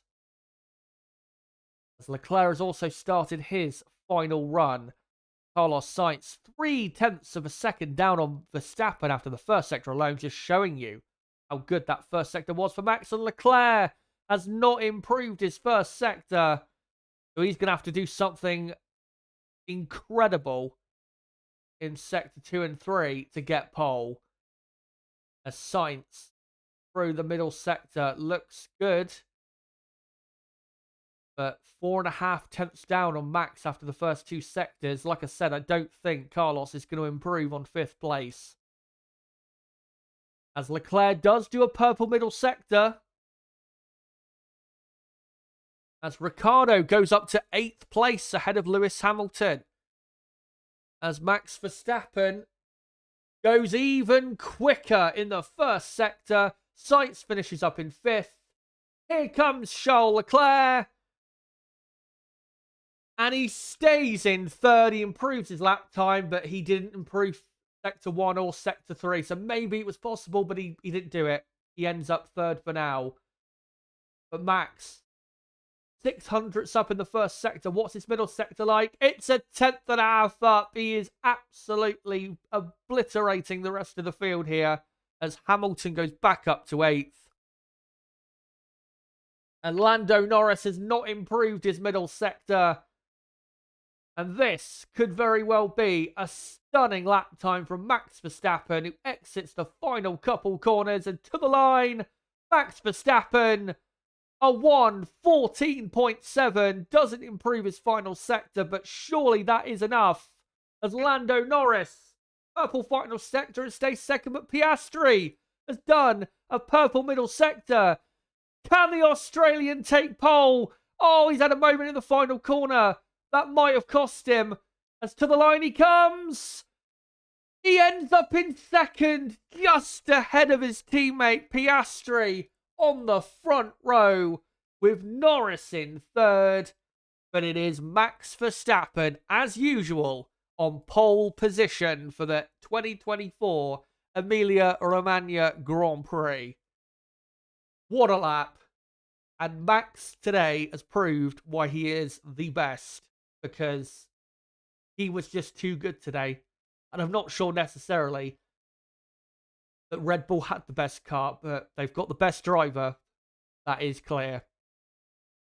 Oscar Piastri second. Brilliant effort from Oscar. If he didn't have that moment in that final corner, could he have got pole? We'll never know. But he's second anyway. Norris third. Leclerc fourth. Sainz fifth. Russell sixth. Tsunoda 7th. Hamilton 8th. Ricciardo 9th. Hulkenberg 10th. And then Perez 11th. Ocon 12th. Stroll 13th. Albon 14th. Gasly 15th. And then Bottas, Zhou, Magnussen, Alonso, and Sargent round out the rest of the field.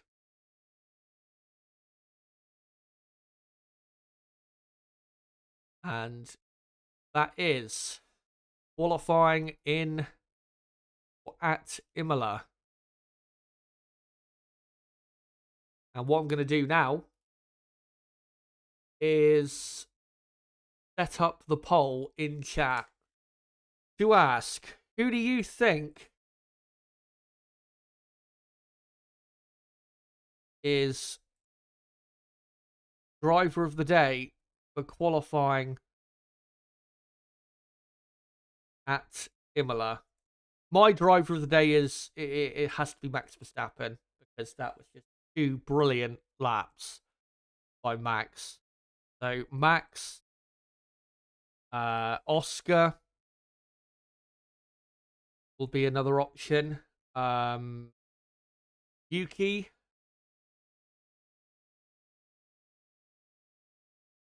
I'll put Lando in there as well. I mean, he wasn't, terrible. He did well as well. So there you go. My driver of the day is Max Verstappen. Let me know yours. I'll try and stick around for another few minutes. Before, if you guys are going to head off, make sure to smash the like button before you go. It does help the channel grow. Make sure as well to subscribe for more F1 content.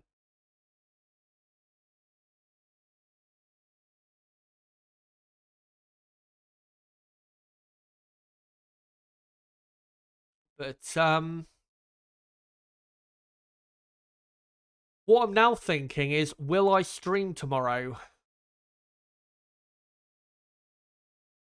And at the minute, I'm not sure, because I need to look at I want to look at the race run data to see,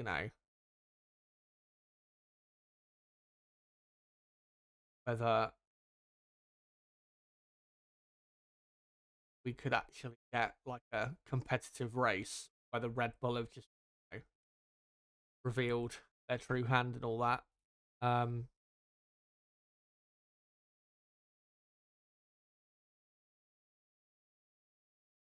So hold on, just give me a second. Well, on Friday, Red Bull were not very quick. But as we know, Red Bull have improved. Okay, so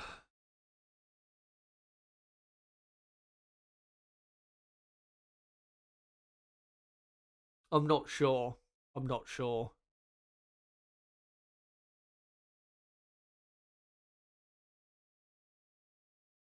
because I mean Red Bull. I'd say Red Bull and McLaren probably tomorrow will probably be on about the same pace.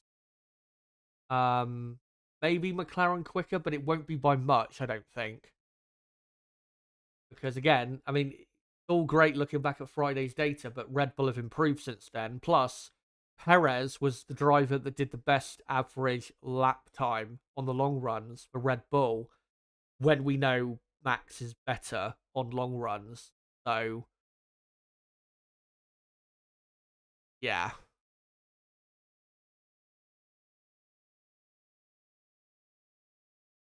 I'll think about it in the next few minutes. But one thing I can say, guarantee, is I will 1000% be live next Saturday for qualifying in Monaco. Just so you guys know, I will definitely be live for qualifying in Monaco. That is a guarantee because qualifying in Monaco is always exciting.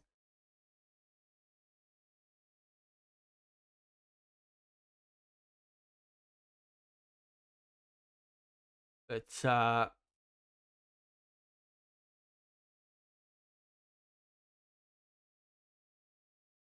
they're saying P1 is asked for the start. Oscar leads after turn one. Well, he'll either be leading into turn one or he'll be seventh in turn one. One or the other.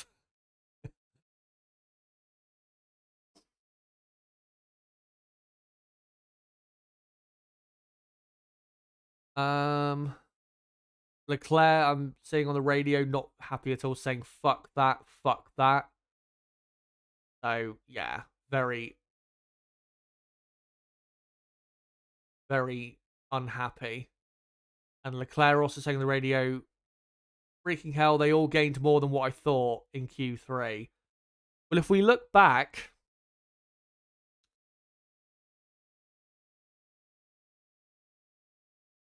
so Max did a 1:14.746. Leclerc in fourth was only a quarter of a second away. So it wasn't a lot.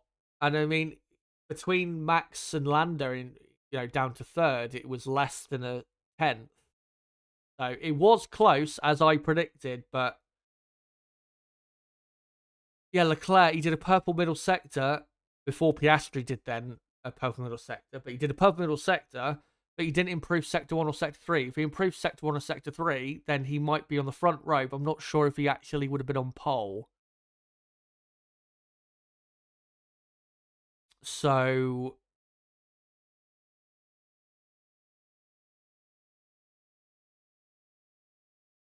yeah, definitely Ferrari could have done better today. There's no doubt about that. They could have done better. For them to not be in the top three is not good enough. Um, Oscar will probably get a three-place grid drops as Looney Classics. Was it him who blocked Magnussen, or I thought it was Lando? If it was him, then he might get a three-place grid penalty because it looked like it did look like a block, but we'll see what happens. Whether the stewards act on it, I don't even know if they've put it under investigation. So if they haven't, then nothing will happen.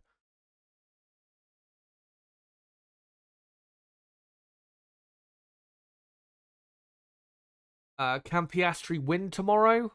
Yeah, but it's not going to be easy. I mean, obviously, if Max has a problem, he'll have a great chance then. But I mean, even if Max has a problem, he's got Lando right behind him, who is normally quicker over the course of a race. And then who knows whether Ferrari, what they're going to do, what factor they'll play into tomorrow. So Um, yeah, like I said, I'll keep thinking over the next few minutes whether I'm going to stream tomorrow.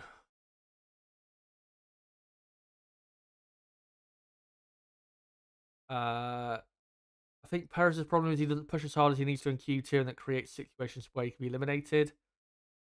I think maybe, yeah, maybe with the first run he does, maybe he doesn't do as best of a time as he could do, and that puts him under pressure. I agree that could be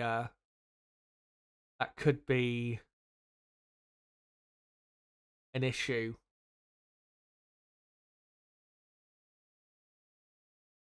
Um,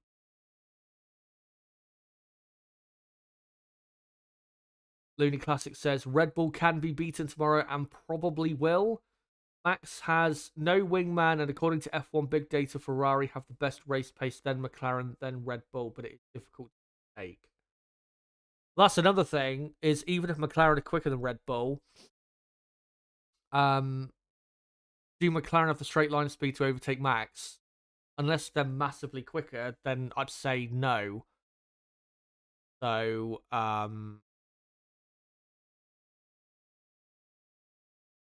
yeah. Rook asking what's the predicted tyre strats? Given it's the three softest compounds, I think the medium tyre is going to be the tyre people start on in the top, 10. And it'll probably, not for everyone, but probably for most people, be a two-stop race. Even though it's the three softest compounds, the reason it won't be a three-stop race is because the pit lane loss here at Imola is a lot. It's like 27 or 28 seconds because of how long the pit lane is. Quite a long pit lane here at Imola. So that could push things towards a one-stop strategy for certain people, but also towards a two-stop if people are maybe thinking about 3 pit stops. But yeah, I don't think the soft tyre is going to be used tomorrow. And yeah, as Nib says, I think the race pace data is a bit meaningless compared considering how much Red Bull have improved. Exactly. Because like the data I'm looking at, Leclerc on average did a 120.7, so did Lando on the medium. Oscar did a 120.6 on average on the hard. Red Bull's best time on average was Perez on the medium, a 121.1. But of course, like I said, we know Max can go probably, 0.2 of a second at least quicker per lap than Perez in clean air. So, and then obviously you have to factor in as well that yesterday Red Bull were, we're not in a good position, and they've clearly improved today. They've made a couple setup changes, improved. We're just seeing the on-board replay of Max's pole lap. Yeah, just a brilliant pole position. And this is a track perfect for a driver like Max Verstappen, because Imola, you have to attack the circuit. If you don't attack the track, you don't get the time out of it. And then Max is the perfect driver for that because he attacks every corner possible. And because of his incredible consistency, timing, he nails every corner, which is why he's able to do 2 unbelievable laps in a row. And yeah, had a oversteer moment on the final corner, so he could have actually gone quicker by probably 3 or 4 hundredths of a second. And like I said, he proved right there that he is the best. And Nib just sent me a thing that I'll quickly read out. That Max Verstappen has now tied Ayrton Senna for the most consecutive pole positions in Formula One history. So in Monaco, a place where Senna, of course, dominated, Max could go for the record of most consecutive poles in a row. And I can't wait for qualifying in Monaco.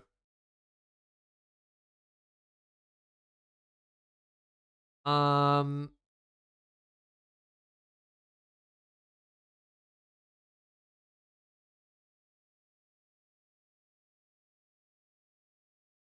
Looney Classic says, if McLaren can keep up with Max, they can pit one driver early to undercut Max and put him under pressure without Perez as wingman. I do not see Max winning. They are not that much better.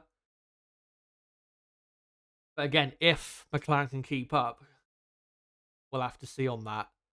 I think one thing I want to say as well, which I should have said earlier in the stream when we were like looking back at Miami, McLaren were quick,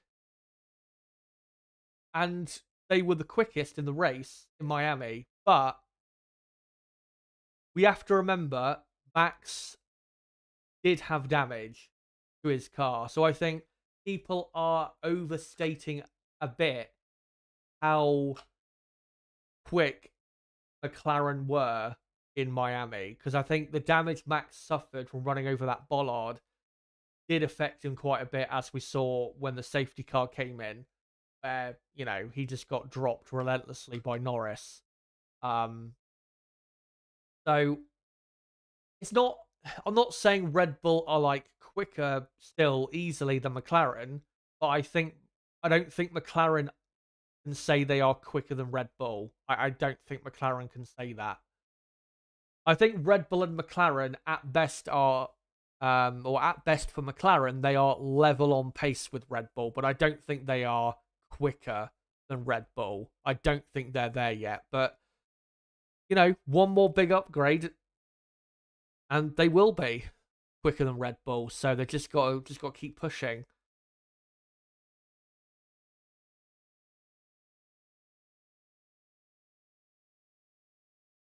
But I think I'm going to come to the end of the stream here. Thank you guys very much for coming along to my return to the channel. Been great to have you guys along. Let me just finish up this poll. 69 votes. Who do you think driver of the day is for qualifying at Imola, I asked. And 62% of you went for Max Verstappen. Piastri second on 20%, Tsunoda third on 14%, and Lando Norris fourth on 2%. And I agree with that. And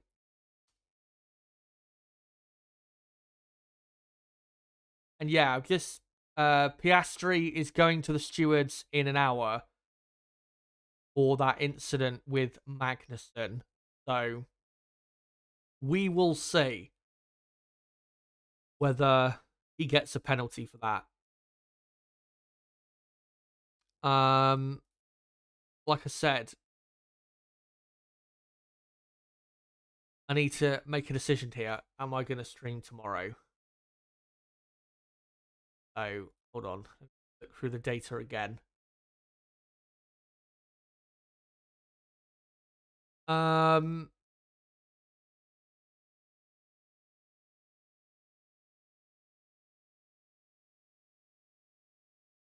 going to say no.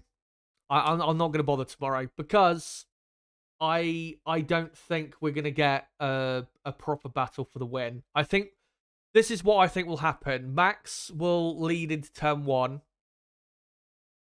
and then let's say Piastri gets a penalty, then it'll be Max and Lando close all race long, but because Red Bull will be on the same pace, if not slightly quicker, Max will just gradually pull away, 10th here, 10th there. But then even if Piastri is in second, because Oscar still has a bit of an issue with race pace, I think you're probably more likely to see the two McLarens get close to each other than them get close to Max.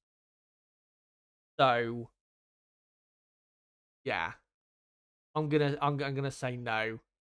But like I said, I will 100% be streaming for the Monaco Grand Prix qualifying session next Saturday. So don't worry, guys. I'm not going anywhere. I'm not going to be gone for another 6 weeks or anything like that. as I said, it depends on what happens. If Ferrari had ended up on pole today, I probably would be streaming tomorrow because we know Ferrari still have a weakness with their race pace. But yeah, just with the way things turned out and the way I think things will play out tomorrow, I don't think I'm going to bother streaming because I don't think we're going to get a battle for the win. I think Max will just hold on and win by, I don't know, 3 to 5 seconds, which is not a lot, but that's what I think will happen. But I hope you guys enjoyed the race. Hopefully it is a lot better than I say. Hopefully I'm totally wrong and it's a classic Imola Grand Prix. But from the races we've had so far this season, Frank Trigg says stream first 5 laps. I can't do that. That'd be so mean if I did that. That'd be worse than saying I'm not going to stream tomorrow, like right now. That'd be a lot worse if I did that. Yeah, I'm gonna, like I said, I'm gonna watch the race along with all you guys tomorrow from home, and then we'll see what happens. But I can guarantee you, I will be back next Saturday afternoon for the 2024 Monaco Grand Prix qualifying watch along, and I might be doing a stream before then as well. I might do like a qualifying yeah, I might do a stream before then, maybe on Friday night, just to give like a bit of a preview. I might do that. Again, no guarantee, but definitely will be doing a Monaco Grand Prix qualifying watch along. And just to announce the timings of that, I will be live next Saturday at the same time, 1 p.m. UK time, 2 hours. Actually, no, not 1 p.m., 1:30 p.m. I'll go live an hour and a half before instead. I'll be live at 1:30 p.m. UK time next Saturday, hour and a half before qualifying to build up to qualifying. Then we'll watch along the session. And then, yeah. And then probably next week in Monaco, I don't think I'm going to cover that race either because it's going to be a dry race and it's Monaco. So we know we already know what that is going to happen. But yeah, I hope you guys enjoyed the race. Thank you guys so much for today. I will crack on with finishing my last bit of uni work and hopefully get that all done by Wednesday so I can relax for the summer and focus on the channel more. And don't worry, like I said, I am going to be doing content for the channel. I am going to be doing some more streams. Like I said, Monaco next week, and probably the race after that, I think, is in Canada.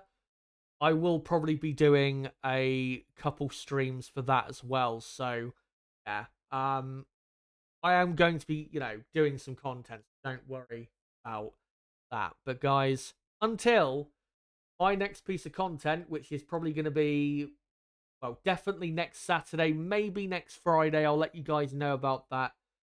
But I hope you guys enjoy the race tomorrow at the 2024 Emilia Romagna Grand Prix. Hopefully, it's a brilliant race, and hopefully I'm wrong about the battle that we won't get for the win. Hopefully I'm wrong. And if I am, then a great day tomorrow at... But cheers for today. Great to see you all today. Before you go, if you haven't already, make sure to smash the like button and also subscribe to the channel for more content like this. And until my next piece of content next week, it has been me, Chazzer HD. Goodbye.